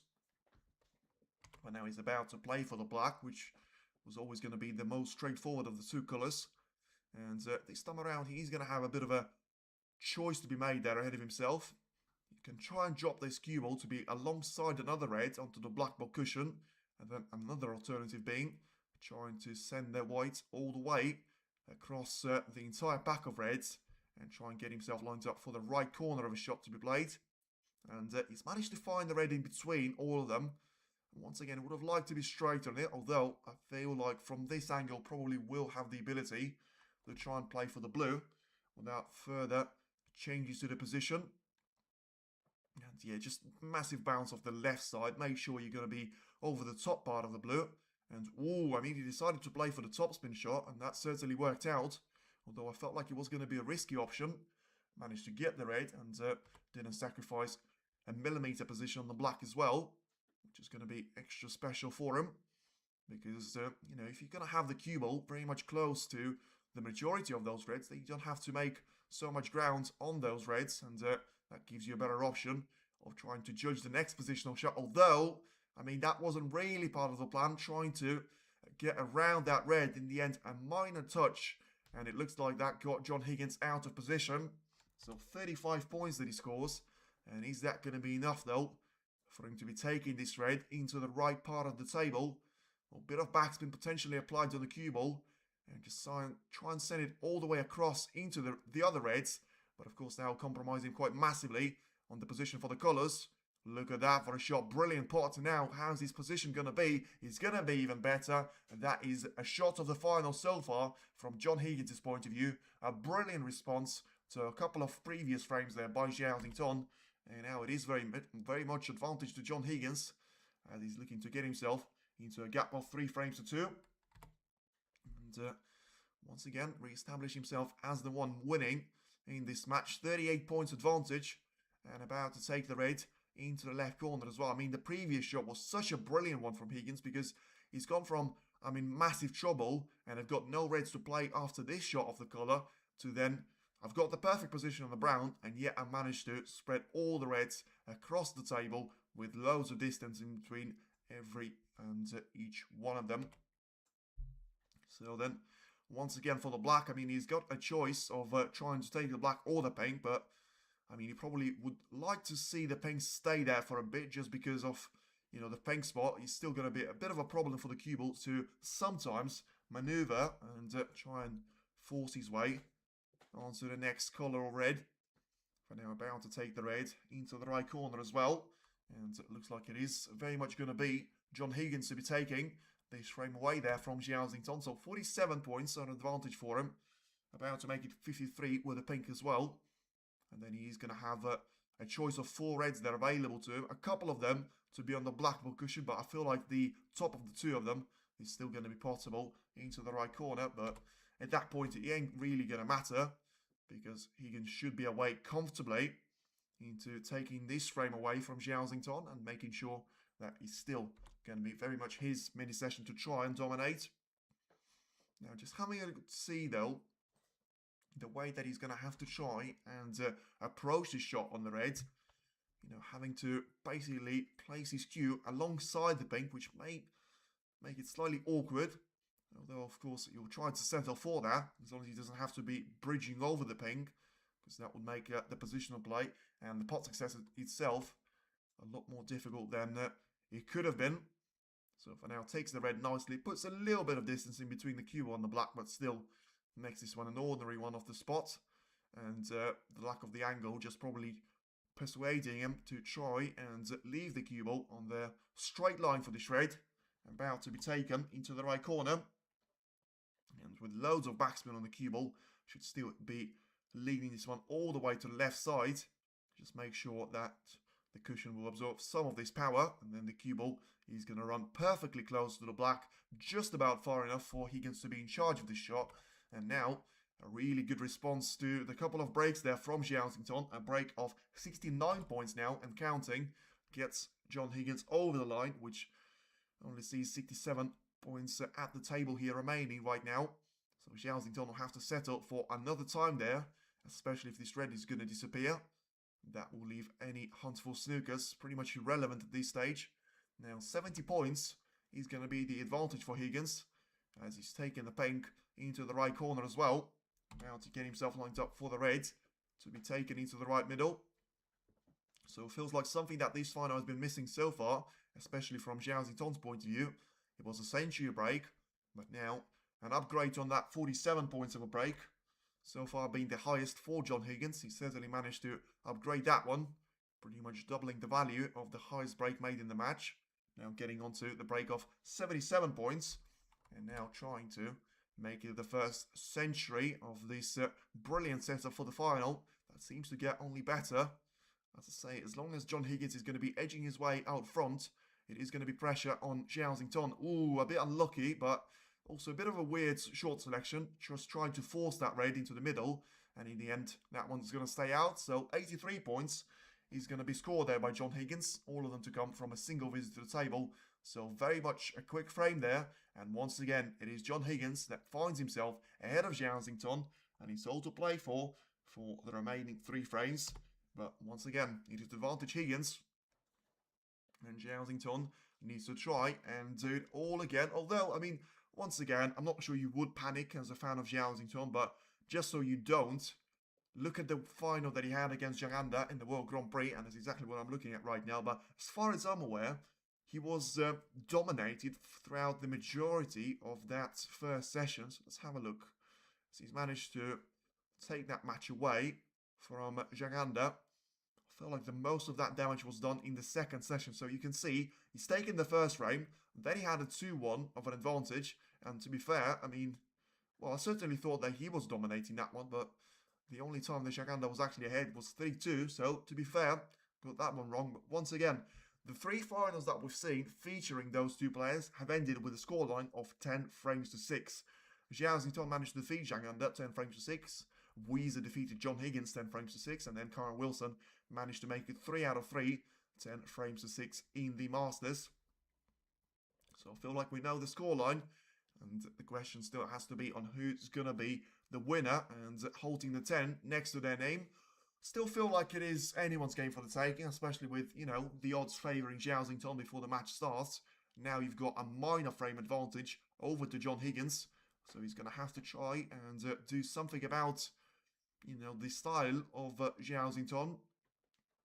You know, he's managed to shut him down pretty well throughout just taking the opportunity, making the break of 83 points, and, you know, he allowed him to come back to the frame where there was no real reason for him to do so, because there were a couple of, well, almost 3 reds, I feel like, at that stage, with 83 points being the deficit. So, still advantage Higgins, but Zhao shouldn't count himself out of the first session just yet. Although, if he loses the next frame, he's guaranteed not to be leading at the end of those 8 frames. And that's probably going to be a bit of a boost there to John Higgins, because, as I say, as much as he doesn't go into the second one with a lead, he was losing to Weezer, and he's done pretty well to be taking a couple of those late frames in that first session as well. So 5-4 was probably more of a flatter in favour of Higgins, rather than, you know, Weezer playing the best of his game and getting the scoreline to be very much in his favour. Kyron Wilson match was slightly closer, but it still feels like Kyron had that one under control very much from the start and till the end. Now then, John Higgins has got the break-off shot, so that gives the turn back to Zhao. So, of course, we've seen one of those reds to be missed right at the start of the previous frame by Higgins, but because of how well he's managed to get that cue ball across to the top part of the table, he's managed to sort of prevent himself from having loads of issues with Zhao, having a chance to go for a long red. But this time, it is going to be a break-off shot, which will give this chance away to Zhao. And once again, it is a one-shot played, and it's going to be a great chance given away here. Higgins won't be happy with himself, but Zhao certainly will be happy with the way that he's taken those long pots so far in this match. 6 out of 8, and it feels like the opening 2 that he's missed, of course, he was in the first frame as a sitter, as I would call it, that he missed somehow over the pocket, and I feel like the second miss might have gone in the first or the second frame as well. So now 3-2 advantage for Higgins, 3-0 advantage in this frame though for Zhao as he gets the first yellow and red combination. Gets himself lined up for the black to be taken as well now into the right corner, so he's going to have to try and consider playing the cue ball through those reds and just getting them to, well, probably stay in that position right now, because I feel like 3 of them are going to be quite far away from the 4th one, and if you just take those reds one by one from the cluster of 3 reds that I mentioned, then you shouldn't have too much of a need to try to separate either one away from the rest.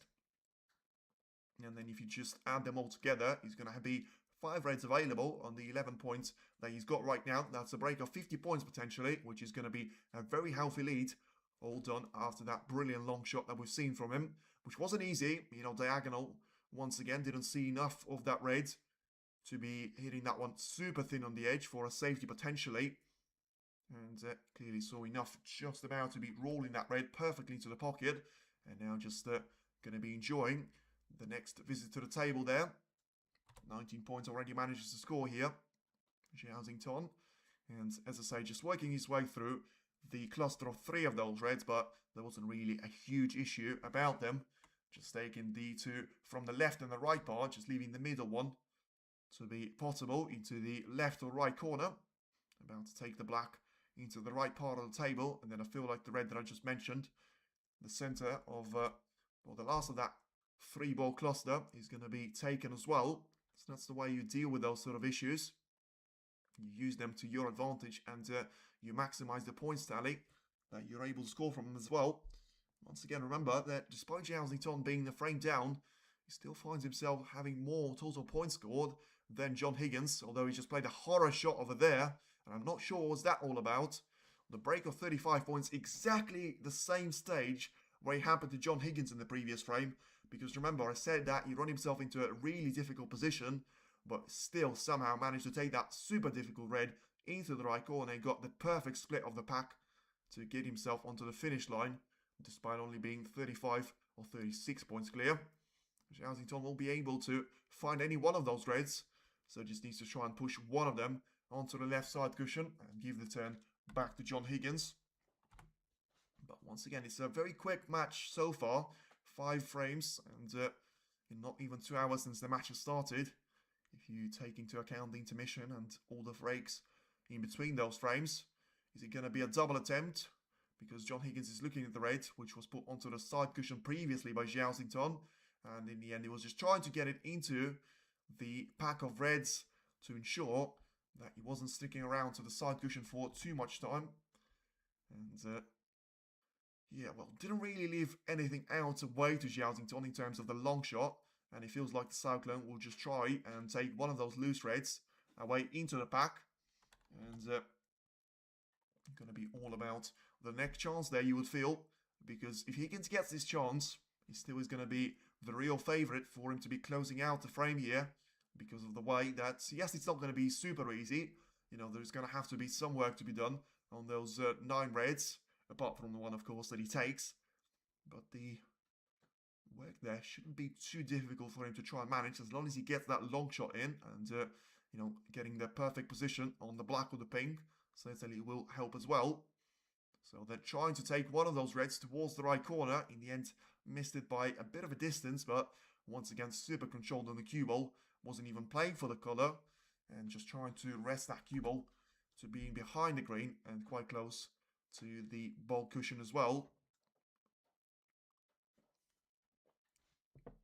So once again, it is Zhao looking at the long reds available to him, and for this time he's only going to try and play a safety shot out of it, which I have to say he could have played better. He could have played a lot better there, and it could be a bit of a cheap giveaway for Higgins, because the cue ball is not perfectly lined up to the black ball cushion, and the red is probably too close to the right middle for this one not to be considerate for John Higgins. And as I say, if he gets himself a chance, that 35 points is not going to do anything in Zhao favour. Let's see, this is going to be a massive shot for him. It's still missable, and you also need to get the position on the collar. Ooh, he got the position on the collar. I tell you what, he got the collar in. He somehow manages to pop the yellow into its own pocket, but misses out on the red. So that's all going wrong there for Higgins, but in the end it looks like he's going to get the perfect outcome in terms of getting that cue ball to be super close to the top part of the table. And yeah, pretty much you could count this one as a really good safety, and Zhao just saying, well, you play a good safety like that, I am going to give you back the turn, which of course you're allowed to do after your opponent makes a foul shot like that. So John Higgins is going to try and get himself out of this position here, which I thought Zhao might be thinking about. Just give a little brush towards those reds from the left-hand side and ensure just get it really thin on the edge, But of course that makes the shot missable, and if you have the cue ball to be heading all the way across the table, that could result in it getting way too close and way lower than the bulk line. Could leave him in trouble. So Higgins now thinking about potentially taking a long red into the left corner. I feel like it is going to be quite difficult for you to be playing a safety shot out of it. So then is it going to be a bit of a do or die shot from Higgins? Or is he just going to try and send that cue ball on the lower end of the table anyway? He didn't. And it was a bit of a do or die shot. Now let's see if he's left anything available for Zhao, apart from the red, which has gone quite close to the green spot. Probably going to say no is the answer. Which, you know, maybe just makes you wonder if it was a controls risk there by John Higgins. And that red, surprisingly for me, probably is not going to be taken there by Zhao. Although he is looking at the double, which I'm not even sure is going to be worse from his point of view. To be risking a double, to be taken into the right middle, and very much opening a very wide gap there for that cue ball to be showing and seeing a couple of those reds that he can try and take into the left middle. Or alternative being, if he tries to take the long red, misses that one and leaves the cue ball very much in the vulnerable area. And, ooh, I mean, he didn't really play a good shot there. All he had to do, he decided to play a safety shot, and all he had to do with that safety was to miss the cannon on the green. He hasn't done so.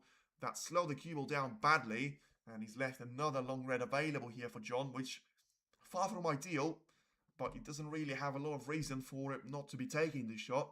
He's got no colours next to the cue ball. It's on pretty straight, but not perfectly straight. And then he needs just a bit of backspin to be keeping hold of the cue ball and playing for the blue. And then if he wants to add more of that and play it across towards the ball colours, as I say, this is going to get him as the favourite for this frame. Let's see if he takes it though. It's a good chance now for Higgins, and it's the sort of shots that he needs to be taking if he wants to be the winner of this final, and he hasn't taken it now. Now the pink has been cannoned all the way to the top part of the table, absorbing all that power from the red. And now is it going to be Zhao to be taking the red right next to the pink spot into the left corner? Looks like that's the one that he's very much looking forward to. Well, still needs a lot of the action on the cue ball.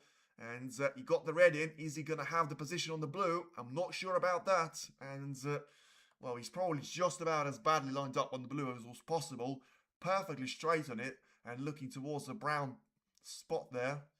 So it's a 1 point scored, but it's a chance missed, I would say, because as much as it was a good pot and it wasn't an easy red for him to be taking, well, I mean, he's still having a look towards the yellow pocket there, which technically is closer to the cut. And, yeah, he's going to have to try to get this blue closer to the yellow pocket.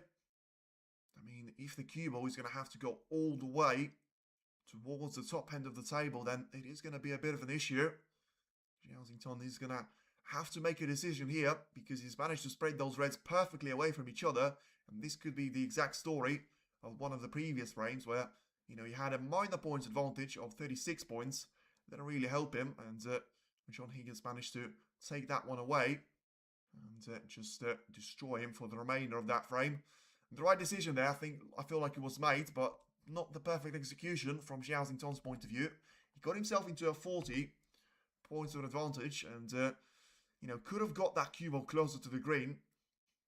The fact that he hasn't leaves a potential red away for John Higgins to be taking into the left corner. Usually would say it's a good opportunity, but because of still how close the cue ball is going to be to the center of the table and to the ball cushion at the same time, it just makes the angle to be slightly narrow for it to be called comfortable. Now then, he's always going to be taking this on, and it looks good, but he obviously wasn't good enough there because the red is going to be missed, although the cue ball is going to get a great bounce on the way towards the bulk line. Going to finish right underneath it, but with no clear-cut reds available for Zhao. This should be a good opportunity for Higgins to try and steady the ship for the time being. And then you never quite know. You may just have to try and take the foot off the gas pedal and wait for another opportunity that he's going to, well, potentially get presented himself. If Zhao is to play a safety shot, and he's tried to make it a long red instead. And look at that brilliant red that he's taken into the left corner. And certainly, well, he's going to get a great chance now for the pink to be taken into the yellow pocket. It is now 41 points of an advantage, and Well, he's going to have to try and get the green away from the main bunch, but you still feel like it is going to be the pink, which is going to be the best chance for Zhao Xington to be taking this one away. And yeah, in the end, just decides to play conservative snooker once again there, probably only for the reason for it to be the final. But it is now 41 points of an advantage for Zhao Xington, and gets himself lined up for the ball cushion. So John Higgins once again back to the table, but it's been a bit of a weird frame because with all the chances that he had, still didn't score any of those points. And now it is going to be 41 points of an advantage for Zhao Xington. It's a good shot on the black. Ooh, I mean, he manages to just about hold that cue ball to be in behind the bulk line, which doesn't leave anything easy away for Zhao Xington. Got a bit of an unwanted touch on the black though. Got that one to be heading towards the left corner. And that, of course, was done through the red. And now you are going to have to try and get the red away into the left part of the table instead. Looks good with the line. Just needs to miss the blue. And he's managed to do that. Brilliant shot there once again by Zhao Xington. Could not have played this one any better in relation to the position of the cue ball. And how far or how close away he actually is going to be towards the ball cushion here. Higgins certainly is going to have to think long and hard about this one, because he's got very much a limited area on the left part of the table to be aiming towards, because he's basically perfectly behind the yellow spot. And Zhao Xington will have a bit of a rest time there, sat in his seat, because you feel like, if anything, it is going to have to be a cushion first of the shot for Higgins. And that's what he's thinking about, off the right side, and then try and get in behind of one of those reds next to the black ball cushion. So, yeah, it is still going to be a great chance for John Higgins to try and re-establish himself. As very much, well, one chance is all it takes there. Yes, the green is out of position. Yes, the pink and the blue are going to be compromised as well. But if you get those sort of 6 out of 8 reds into the pocket, with the expensive colour, with the black still being available, all of a sudden you find yourself ahead in this match. And ahead in this frame as well. But for now, it's a difficult shot for him to be taking. And, oh, that's unlucky. And that's unlucky. That's going to be giving a ball in hand there. He got a minor touch on one of those reds. And the cue ball just gone straight into the pocket without even touching the jaws. All the way into the left corner of the table. Now then, it is going to be 45 points of an advantage for Zhao Xington. And it's a long shot available for him. Once again, he just feels like he's knocking on the door. But he needs one more long red for it to be surely his frame for the taking. He's got it. Now, is he going to have the position on the black? He sure will. And now 46 points away from John Higgins. Still 83. Now looking all the way there to trying to make it back to square one again. And make the scoreline 3 frames each. So 53 points with the black, which you shouldn't really be missing from this angle. Though he rattled that one in the jaws. But in the end, probably just trying to use the maximum width of that pocket in his favour to ensure that the next angle on one of those reds is going to be favourable towards him. So just playing those reds to be available into the right corner. And he's got the one available into the left middle as well. And we all know what happened the last time he refused the red like that into the left middle. That was the shot in the second frame, which ultimately cost him very dearly. And was the difference in between 2-0 of a deficit and a 1-0 draw there for him to be taking. Now then, just try and take the black into the right corner as well. And he should be lined up perfectly on for a frame win. And look at that. There's the twist that we've been waiting for. And there's going to be the drama. The black is going to be missed off the spot. And now 54 points advantage.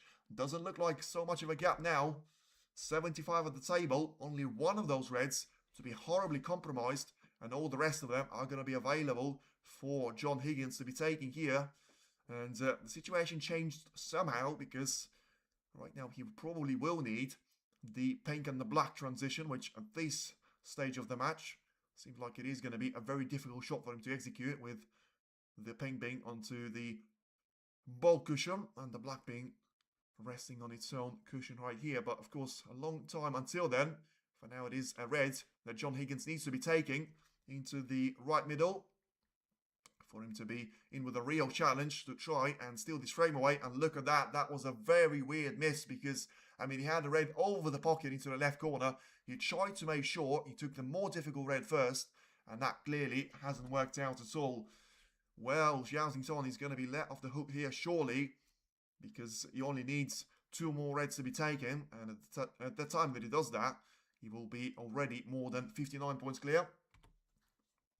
So, you're going to have to try and get this blue into the yellow pocket here, which probably is going to be the only problem now on his way to the finish line because of the black and the pink being out of position. The blue was out of position as well. It will be respotted nicely now. So 60 points is going to be the advantage there for Zhao Xington. And, well, it looked like it was going to be another twist potentially, just like it was for Higgins in that second frame. We was able to get that chance away from Zhao after that costly mistake on the penultimate red. Doesn't seem to be the case here, though. It's an advantage of 66 points, and yet again, it is going to be a frame where one of the players scores 60 plus points and the other doesn't score a point at all.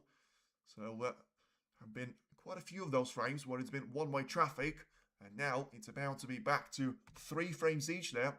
Not in favour of Zhao Xington, but no longer in favour of John Higgins either. As Zhao will still try and make the most out of this table time. He's got more points scored in the overall match and all the frames played already. And he's going to try and boost that number even more.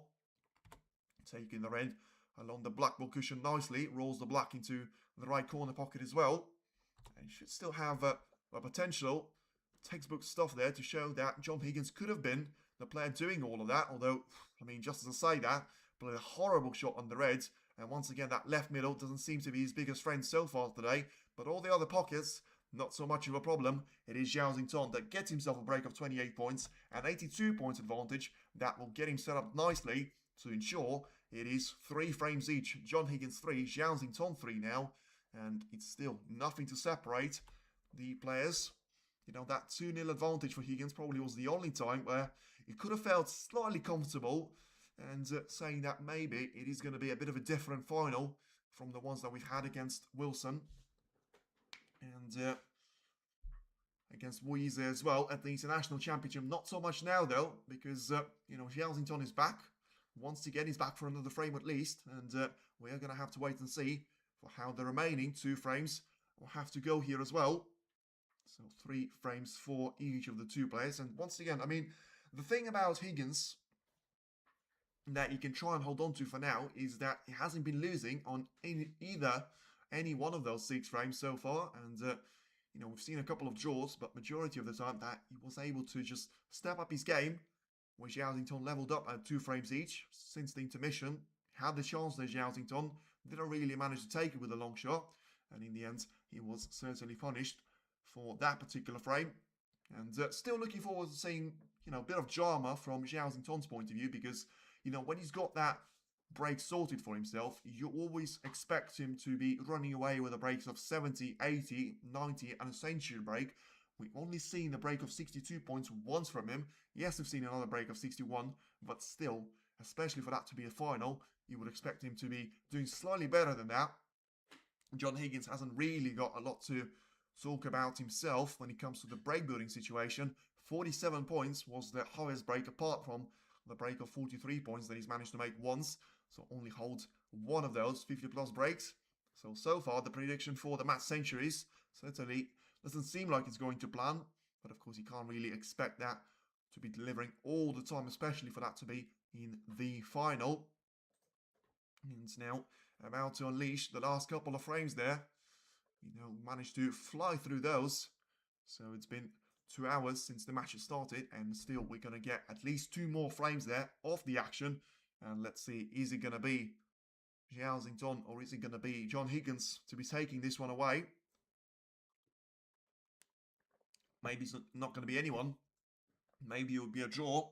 65% said that Zhao Xington will be the winner of the first session. 26% said, and it is going to be the 7th frame now for Zhao Xington to be taking the break-off shot. And I'm going to have to wait and see how the cue ball is going to be sent towards the right side. Once again, one of the reds is going to be creeping towards the left middle, but in the end just going to finish above the blue ball line, just about there, and also good control on the cue ball's perspective. Average frame time 40 minutes. Incredible stats there after the opening 6 frames, especially for that to happen in the final. Now then John Higgins is going to have his turn here and sends that cue ball pretty nicely towards the brown. Just wants to make sure he avoids the firm contact in between the brown and the cue ball. And now just going to be trying to get through the blue there, getting himself lined up for those shots to be taken into the, well, I'm not too sure to be fair, because it doesn't look like you can see enough of these reds from the left part because of the yellow, and probably the same has to be said about the right part there because of some of the other reds. So let's see if he's got the thin edge of one of the reds on the left hand side available. When I say thin edge, I didn't really mean, you know, a little brush to it.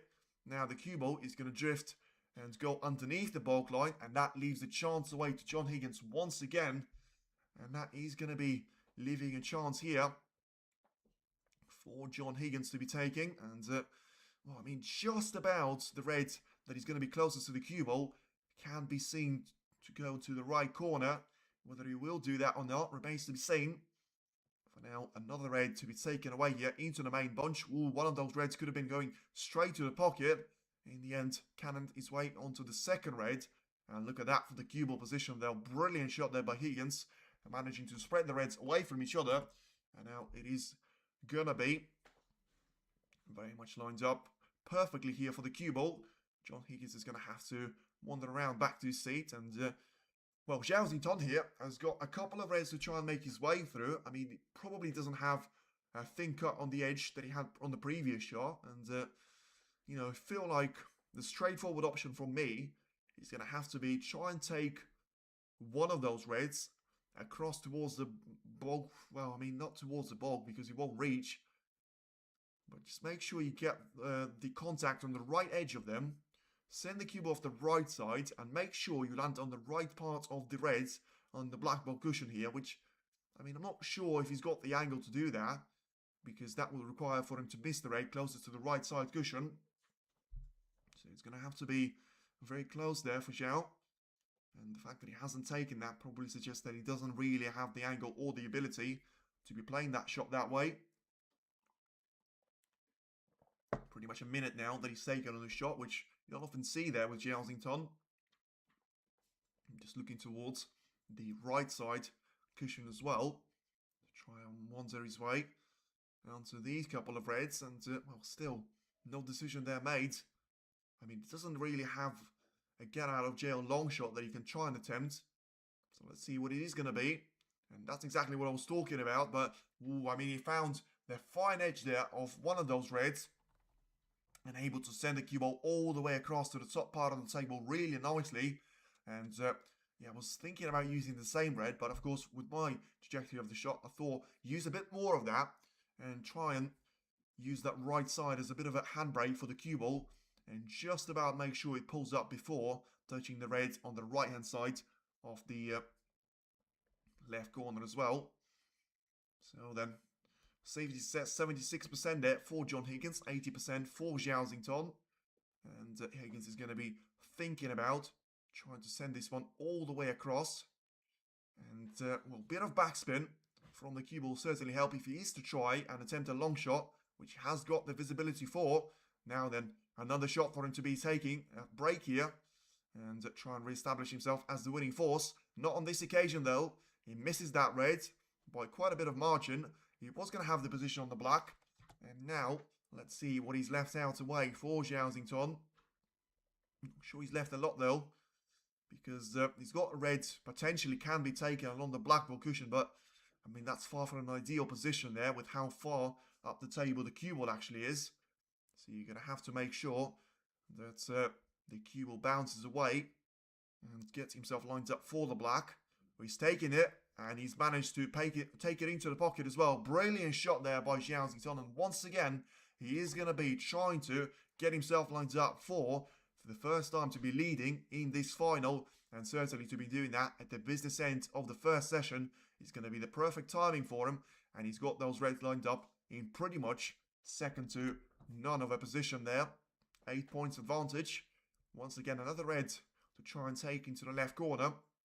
And he's got a couple of really easy ones that he can try and be taking here.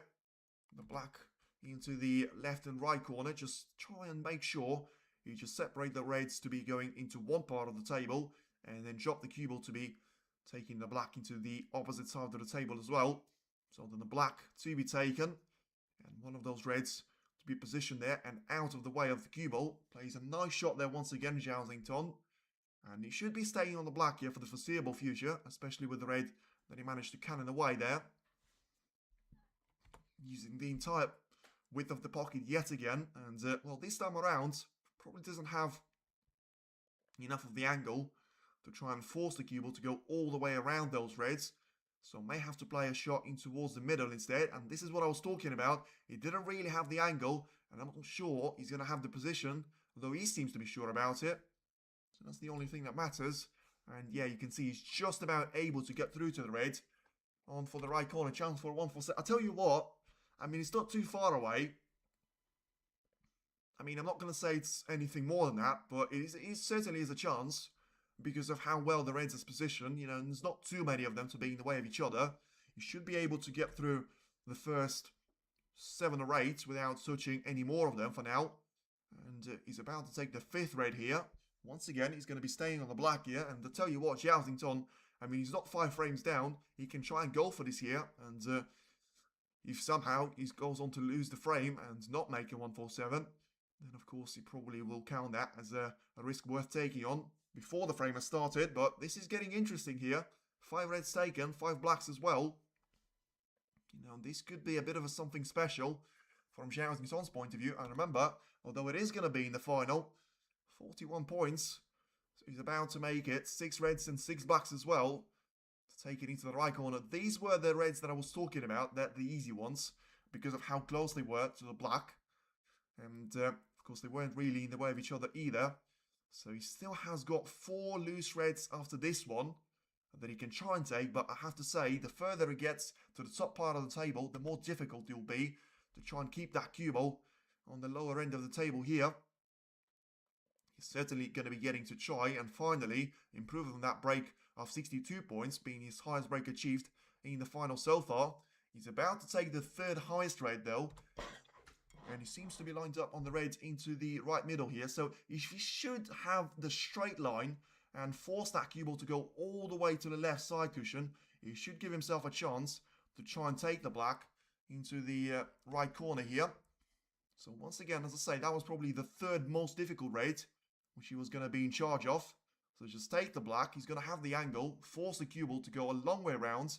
And he's about to take the more ordinary red. So that's fine. I mean, that's absolutely fine for him because if you just make sure you take the easy red and then you take the more difficult red away with it, then that's going to be the way for you to try and work your way through this break, especially if you're going to be aiming for a perfect break of 147 points, which seems to be halfway there now. And he's only 1 shot away from making this the break that wins him the frame. 72 points clear now. Oh, I mean, I feel like that's probably going to be the end, though, of the 1-4-7 shout. I mean, he's going to be desperate to try and stay on the black here, but he probably doesn't have a way for that to happen because he doesn't have a shot into the yellow pocket and the straightforward red that he has got into the right corner. He's probably going to have to try and stay on the black. I mean, he's done his best there, to be fair, and he's managed to certainly win the frame. A break of 73 points. Well, reminds you quite badly of the attempt that Sean Murphy had in the previous tournament. Now then, the black, similar to the one that he's taken in the previous match against Mark Cullen in the decider. And, I mean, he's managed to take this one, although he's still not going to be lined up on the red perfectly. But that was a super difficult black for him to be taking. And now, the 1-4-7 shout is certainly going to be there in the making. Another red disappears, and this is going to be a real chance now. 11 reds, 10 blacks taken, 81 points scored.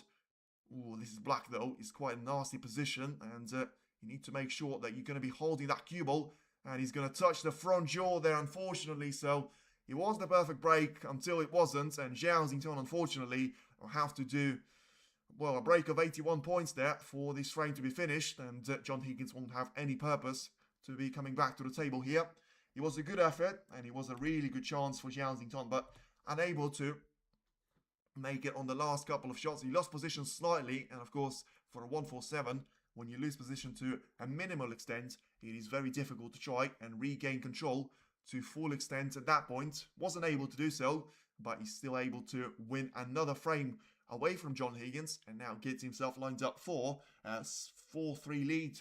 And for the first time, of course, in his final, he finds himself, well, leading a frame there. It is Zhao Xingtong 4, John Higgins 3. Not quite a maximum, not even a century, but it certainly was all worth it, because he has still managed to take the frame away from John. And now it is going to be over to potentially the last frame. As I say, still not sure if that's going to be the case. The referee will have to determine that. But I feel like we are on schedule to be taking this one to 9 frames. So let's see what the referee will say. Whether it is going to be called as the last frame of the session. Because remember, the final of Weezy against John Higgins certainly wasn't. And in that final, the first session has seen 9 frames to be played, which made it a lot more evenly spread. So now, let's see from the call from the referee. Gets that cue ball all the way to the top part of the table. And now it is going to be just waiting for Zhao Xingtong and John Higgins to be coming back to the table here. But yeah, once again, it was a brilliant chance that started with a really good shot there from Zhao Xingtong. Yes, you have to say, helped on by the fact of a mistake from John Higgins' point. But he still managed to certainly take care of the business when it comes to getting over the line. And I mentioned we expect to see breaks of 70 and 80 plus points from him. We've certainly seen one now. And the next step certainly would be expecting a century break if the chance presents himself. So then just final moments before announcing the start of the 8th frame. And Higgins now, he's going to be in a bit of trouble because he needed to win the first session, in my view, for him to be the favourite, or at least be a 50-50 of a chance for him to be holding the title by come the midnight of the Players' Championship here at Telford. Now then, it is good to be the 8th frame to get started. But when? Still no announcement from the referee. Still waiting for John Higgins and Zhao Xingtong. I mean, and it is going to be the final frame. So as I say, I mean, maybe sometimes you just have to go with what's scheduled for you. And even if you go above and below the scheduled time frame there, barely 2 and a bit hours since we started the match play, and it's still going to be the final frame of the session. John Higgins will get this one started with a break-off shot, and he needs to win this one now. 4-all is still not going to be a bad result after the opening 8 frames that he's played, but he's probably not going to be good enough for him to be a real threat for the second session, because I feel like that's where potentially fatigue is going to come into place. And as much as there is going to be a sign of pressure, I haven't really seen Zhao Xingtong struggle with that aspect of his game at all. Now, once again, hits the cue ball across the table there. Ooh, nearly a mistake. Certainly would have been if he caught the brown with that cue ball. In the end, it didn't really work out for John Higgins, to be hoping that the cue ball was going to get stunned by the brown and would have left a nice red available to him into the right part of the table. Instead, he has got slightly more difficult of one of those reds to be taken into the left corner of the table. Just thinking about potentially trying to play a safety shot instead of the right side cushion. Get that cue ball to be behind one of those reds. John has to react for Zhao. No, take the bait. Yes, absolutely. I mean, he needs this frame desperately because if 5-3 of an advantage for Zhao Xingtong, he gets turned into an absolute carbon copy of the match of Weezer and Karen Wilson, because he'll be exactly halfway down the same route of losing the final by 10 frames to 6. And as I say, Zhao Xingtong has got a great thing about him, where he seems to come back stronger every single session that he plays. So if it's going to be second session where he plays well, he's going to play better in the third one. And when he turns up in the fourth one, if he still needs to play that one, Ronnie O'Sullivan will tell you that he doesn't really need all 4 sessions sometimes, and he can do all the damage in 3. Then he's going to be able to take his game to a whole new level before he reaches the ceiling. And Higgins there, just playing a decent shot, but in the end just blocking all the routes for Zhao Xingtong to be taking an attacking approach here. So just thinking about the way that he's about to take those reds into the yellow pocket. And I feel like he's going to be thinking about that long red, but also he needs to realise the way for him and the recipe for him to be taking the last 2 frames and the last 3 out of 4 then certainly was to just try and play the patience game. And if you feel like there's going to be a long shot available and you get the cue ball to be somewhat safe, then yeah, sure, play it, especially when you've got a frame lead, but make sure you don't go for something that is not really there for you at all. And then you just try and make it happen. And in the end, it's going to work out, well, exactly against yourself. And it's very much in favour of your opponent. Bad shot there by Zhao to me. And he's leaving another red available for John Higgins. I mean, let's see if he's going to be taking this one on.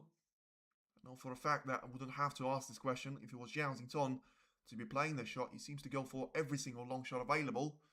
But I have to say, I mean, this is borderline on... It is going to be a bit weird if he doesn't take this one on, because the angle should just about be there for the cue ball to be rocketing across and towards the bulk line, whilst missing the pink and the blue on the left-hand side of them. So Higgins clearly doesn't feel like the gap is there, or it's a shot that is worth taking the risk for. So just try and send a cross double of one of those reds into the pink, puts the pink onto the right side cushion, and I'll tell you what, getting a bit of a slow frame here, because of the black being onto its own cushion. The pink now super close to the right side as well. And so with the way the reds have managed to concentrate themselves, well, some of them closer to each other than the others, still going to be a real challenge for whoever gets himself into his first opportunity, especially if it is going to be Higgins, coming quite raw into this frame after spending the majority of the previous frames being sat in his chair and just watching the way that Zhao Xington was going on about his breaks. And oh, this was super close to being the perfection from Zhao Xington. And in the end, the reason why I say it was super close, it may have turned out into a bit of a bad safety. You know, that cue ball was always going to be heading in behind the brown, but just about drifts on the right part of it, finishes in the bulk line. And, well, there's a lot of freedom to try and place his hand nicely there for Higgins. So if he takes this red into the right corner, he should give himself a chance to screw this one all the way back. Although, as I say, I mean, exactly the carbon copy to me. The shot that he's taken in the previous frame, missed that one. And that started a chance for Zhao Xington that nearly turned into something special for maximum attempt. And, oh, it's a good shot there by Higgins, but he needs the cue ball to slow down. And he's not going to slow down at all. And he's probably finished in the worst possible position, because you're not even going to get a perfect snooker out of this. And he's certainly not going to be able to continue the break here. So, yeah, Higgins just thinking about the way that he wants to try and go on about the business. And sound is very low. Let me try and put the mic slightly closer to me. Let me just sort it out.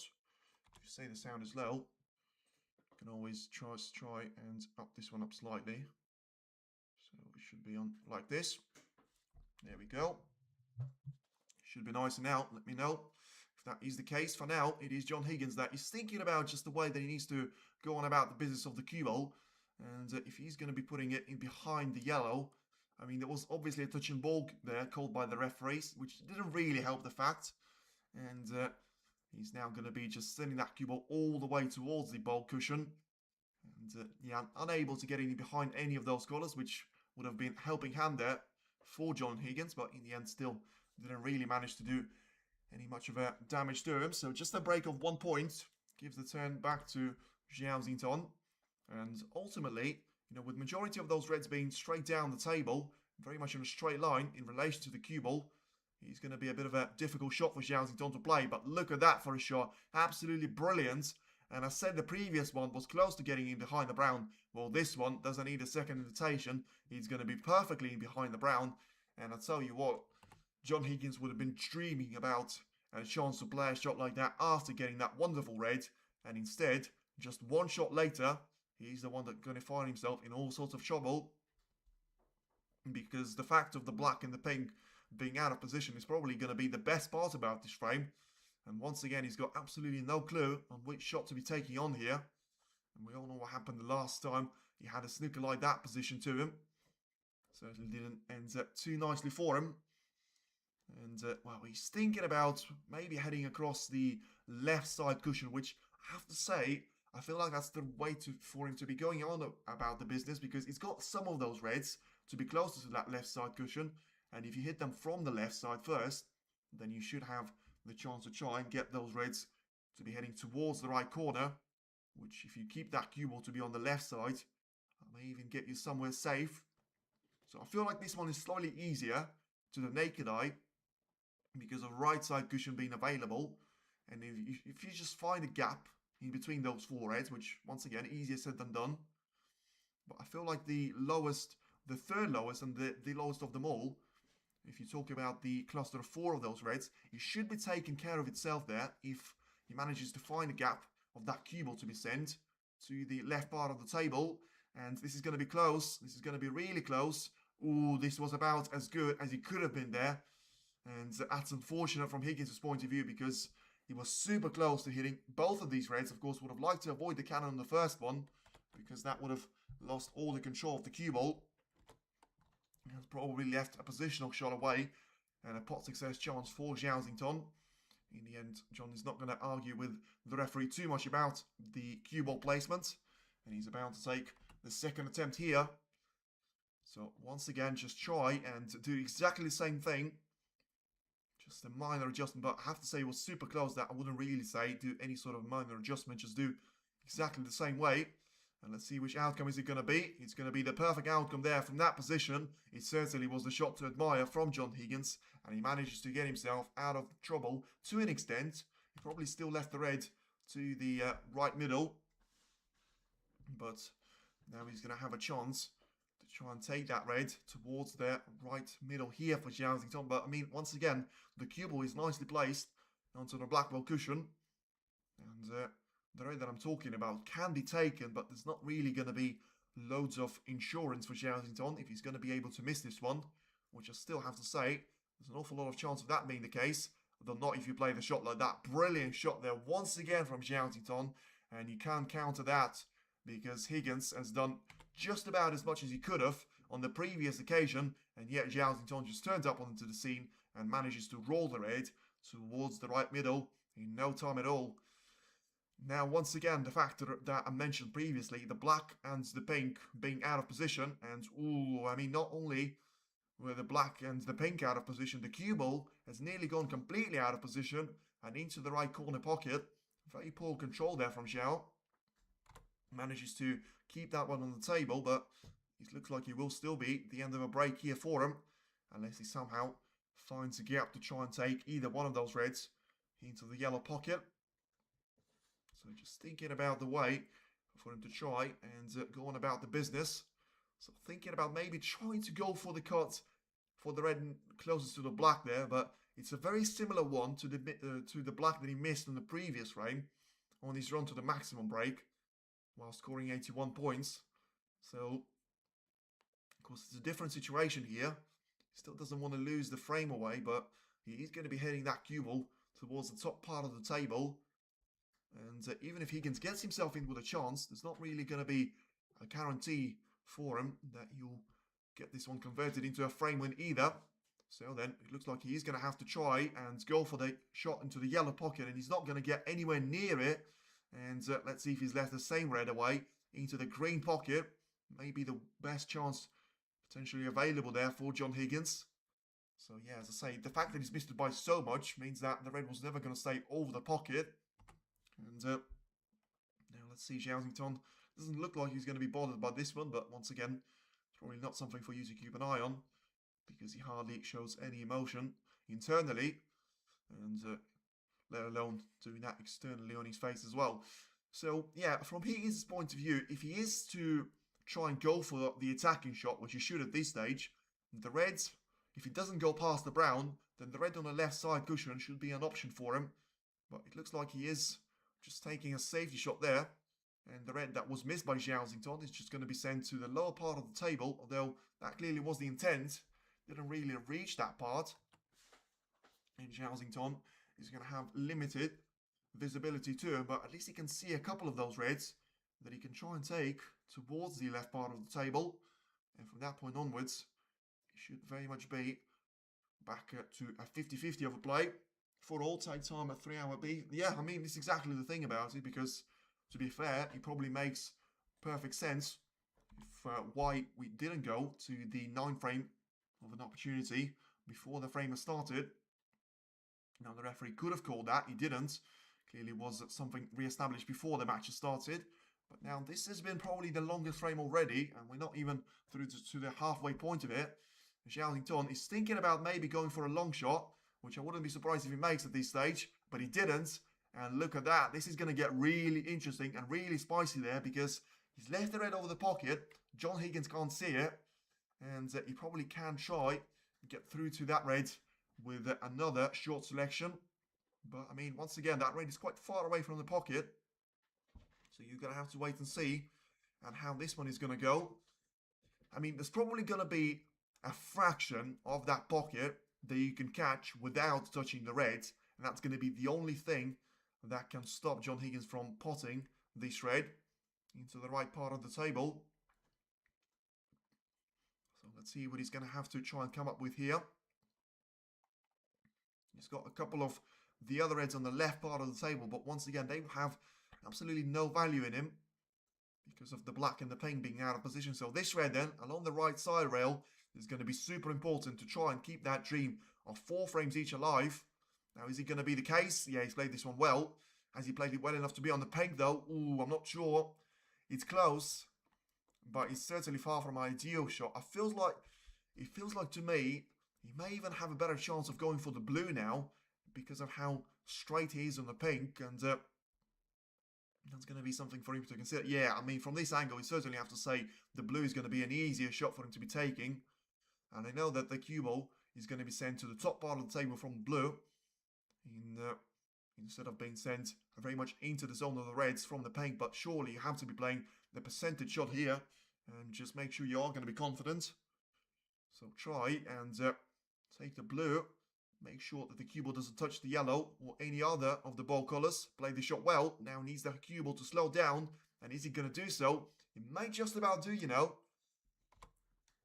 And the positional shot that he's played is certainly going to do him nicely, because that is now 2 reds that he's got very much available to him. There is going to be a path for him to try and make that cue ball to go back for the blue. And this is now starting to get a bit of a chance there. I'm not going to say it's a chance to close off the frame, but it's a starting point for him to try and get some of those points. And at that point onwards, he should have a great opportunity to be trying to just go with the flow and use that points advantage as the way to maybe just try and apply a bit of pressure and leave all the risky shots to be taken by Zhao, although he hasn't really got enough of the Q spin on the white. And I feel like he's going to be very straight on the blue here. It's not really going to help his chances to try and have a straightforward shot on the red. Remember, he's still behind by a couple of points here, so he needs to be trying to get those shots in so that he's actually going to have the ability to be taking the blue into the middle. And yeah, he's going to just try and roll that cue ball across towards the right side cushion and trying to hit the red into the left corner here. So if you play it, and you're going to get yourself a chance to be trying to get this red into the left corner, get yourself position on the blue, and then from that point onwards, once again, as I say, the position on the cue ball should be a big bounce off the side, and just make sure you get that red in, and don't mess up the position of the blue this time around. Oh, he's not managed to get the red. He nearly flunked it into the right corner, but he didn't, and now only 3 points of the advantage is not going to be enough there for John Higgins, as he rolls that red, well, too much of the front jaw that he caught. And now it is going to be back to Zhao. And the problem for John Higgins is going to have to be the fact of Zhao will have a chance to try and take the black and put it back to its own spot there straight away. And, well, it's going to be one-shot wonder there, it would seem. But once again, it just can't see him missing those type of shots. And let's see if that is going to be the way. Wow, he's missed it. Didn't see that one coming. I took a late pause because he was playing that shot there, and I thought he may just about touch the front jaw there, but I thought the pace was going to be enough there for the black to drop in. In the end, that wasn't the case, and it is now John Higgins to try and get himself back to the table. Well, he's got a bit of a more difficult of the angle on this red that he would have liked to, but still should have a great chance to try and get this match back to 4 frames each. You know, the first couple of shots are going to be the most important ones, and they're going to be the most difficult ones as well. He takes the red in, though. Black is going to be over the pocket, and it is now John Higgins trying to get himself back to being in charge of this, well, of this frame for now. He's going to have to try and get himself in charge of the entire match in a couple of frames' time. For now, take the black in, which he has, but ooh, it does not seem like he's going to be happy with the way he judged the spin here. 10 points advantage is going to be absolutely nothing. And, well, it doesn't look like he's going to have anything available to be taken into either middle pocket. He can't be taking a long shot into the green pocket here, but it feels like he may be forced to be taking this red into the left middle. And, well, the fact that he's taking it with a backspin probably helps on by the fact of playing for the black, but makes the shot even more difficult. Now then, another test for Higgins. Is he going to be able to pass it? No, he won't. And the black is going to be the cover point for Higgins, hopefully there for his own sake. And is that going to be the case? I feel like it's going to be close. And you knew as soon as that red was hit in towards the left middle that he wasn't going to reach the destination for Higgins. And now it is going to be here to try and get this red into the right corner pocket for Zhao. The game wasn't amazing in the semis either. Drama, yes, but poor game, yes. And to be fair, we've seen a bit of a drop-off in the final as well. Now the Zhao, can he try and make this one right? No, he can't. Another mistake there from Zhao this time. And it just seems like it is one frame too many there for the players to be showing the clinical part of their games that they have been demonstrating so far. And yet again, it is John that he's going to be taking a red here to the right corner. The fact that he's got 10 points advantage is not going to mean anything here. But he's got one more shot to try and make things right for himself. And he does take the red in. Now, where's the cue ball going to finish? The line seems to be good. The pace seems to be slightly too much of it, though. And just about pulls up in time for him to be nicely lined up for the brown or the yellow. And at this stage, you have to say, just take it by, well, on a red-by-red basis. And then he's still going to be sorted for a great chance to try and make an advantage over Zhao. So 11 points now to separate the two players. If you get the yellow, you should have a straightforward route for the cue ball to be heading all the way to the left side cushion. He's going to have a chance to drop that cue ball super close to those reds, although he probably dropped it too close. You know, he's going to have a lot of distance for him to try and reach that cue ball. He needs the longest extension that he can possibly imagine. And, yeah, the fact that the black is going to be on its own spot certainly helps. And frame time already taken over 20 minutes. Still feels like we're not going to be quite close to pretending here. And Higgins certainly would hope that we are. Because it is going to be him with another chance. You're not going to say the first one, not even the second one. Certainly seen a couple of those from both Zhao and John Higgins as well.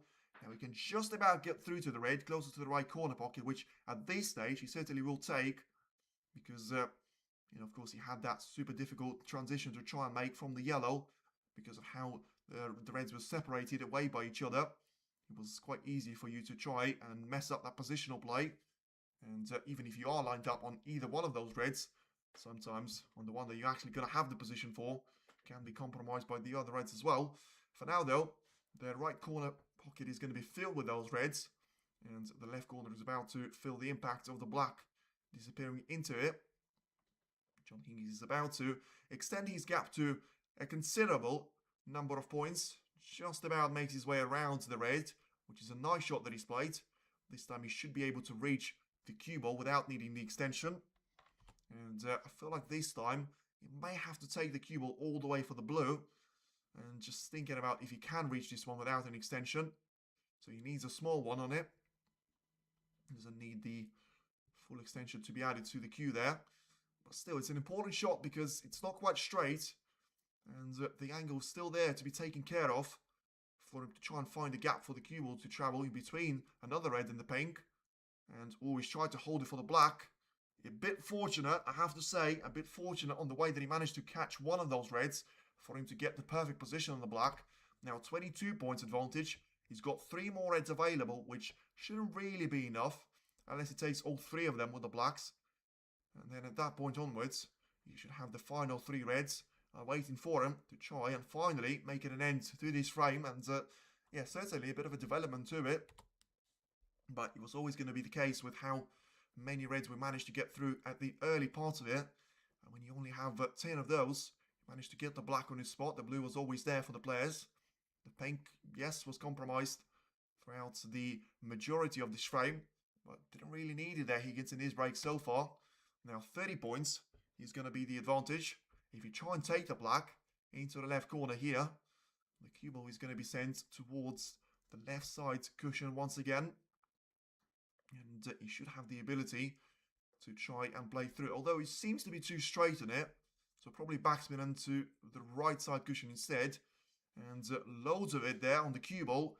Doesn't want it to be heading too far away from those reds. Just about control there from Higgins.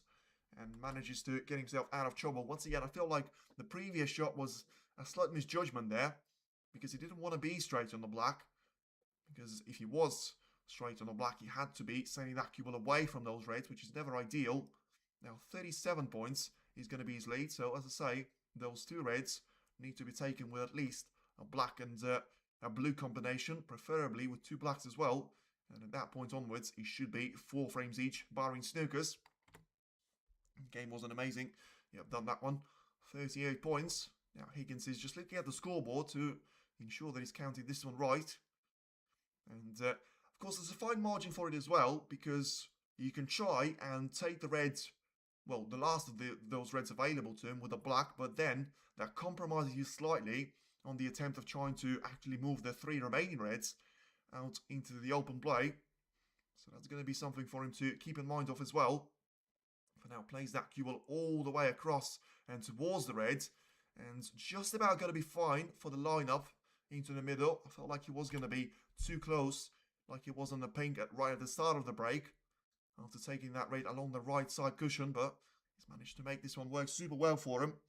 And the break of 35 points and counting does look to be the one that is getting him ever so closer to finally make it a draw there. But of course, coming back from being 4-3 down, it was a bit of a bounce away from Zhao, who was able to get 2 dominant frame wins under his belt. And now John Higgins taking this black for the frame ball. So just trying to make sure he's calculated all of that. So getting back up from the shot shouldn't be too difficult, and also has got the natural angle on the cue ball to be sent into those reds straight away, so shouldn't be too much of a quest for him. And he's managed to get the black in, and he should be lined up on at least one of those reds. So once again, it has been a lot more like John Higgins that we know, and we certainly love to be watching. The first red is about to disappear of the 3 main pack, and that will leave Zhao with having no chance of coming back in this frame, and that certainly is going to bring us to 4 frames each after the opening 8 frames of snooker. And John Higgins ends the first session on the high. Once again, he was 5-4 down to Buiza. He was 5-3 down to Karen Wilson. And in the end, he is going to be all square with Zhao Xingtong. Seems to be exact scoreline that Zhao had against Jaganda, though. So we'll have to wait and see if there is going to be that incredible step up in the second session again, which left Jaganda very much stunned there and unable to respond on numerous occasions in those frames, winning 6 out of the remaining 8 frames in that second session. Higgins needs to be closer though, and he's already managed to get 4 frames on the board, which is not going to be a bad count for him either.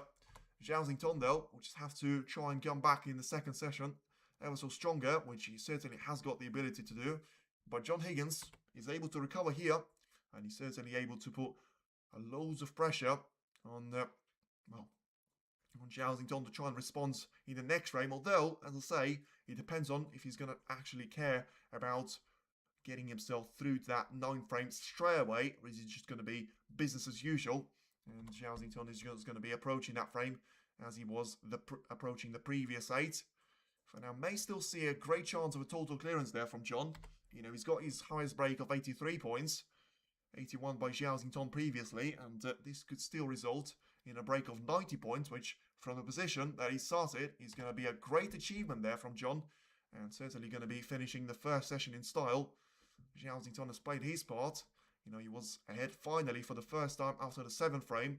John Higgins was ahead throughout a couple of those frames, 1-0, 2-1, 3-2, and now about to end this one with a draw, which there have been a couple of occasions, 2 frames each, 3 frames each, and in the end it is going to be 4 frames as the count for both of the players.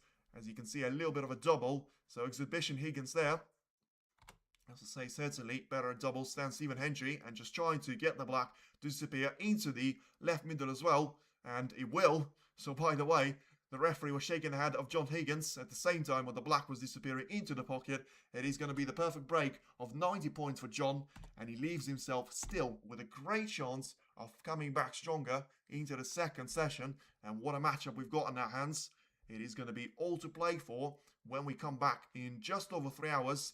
Once again, thank you very much for everyone tuned in. This has been a really interesting match to be watching, and the best part of it is about to begin in 3 hours' time. Make sure you don't miss that one, because that's where the champion is going to be crowned, the title is going to be won, and the trophy is going to be lifted.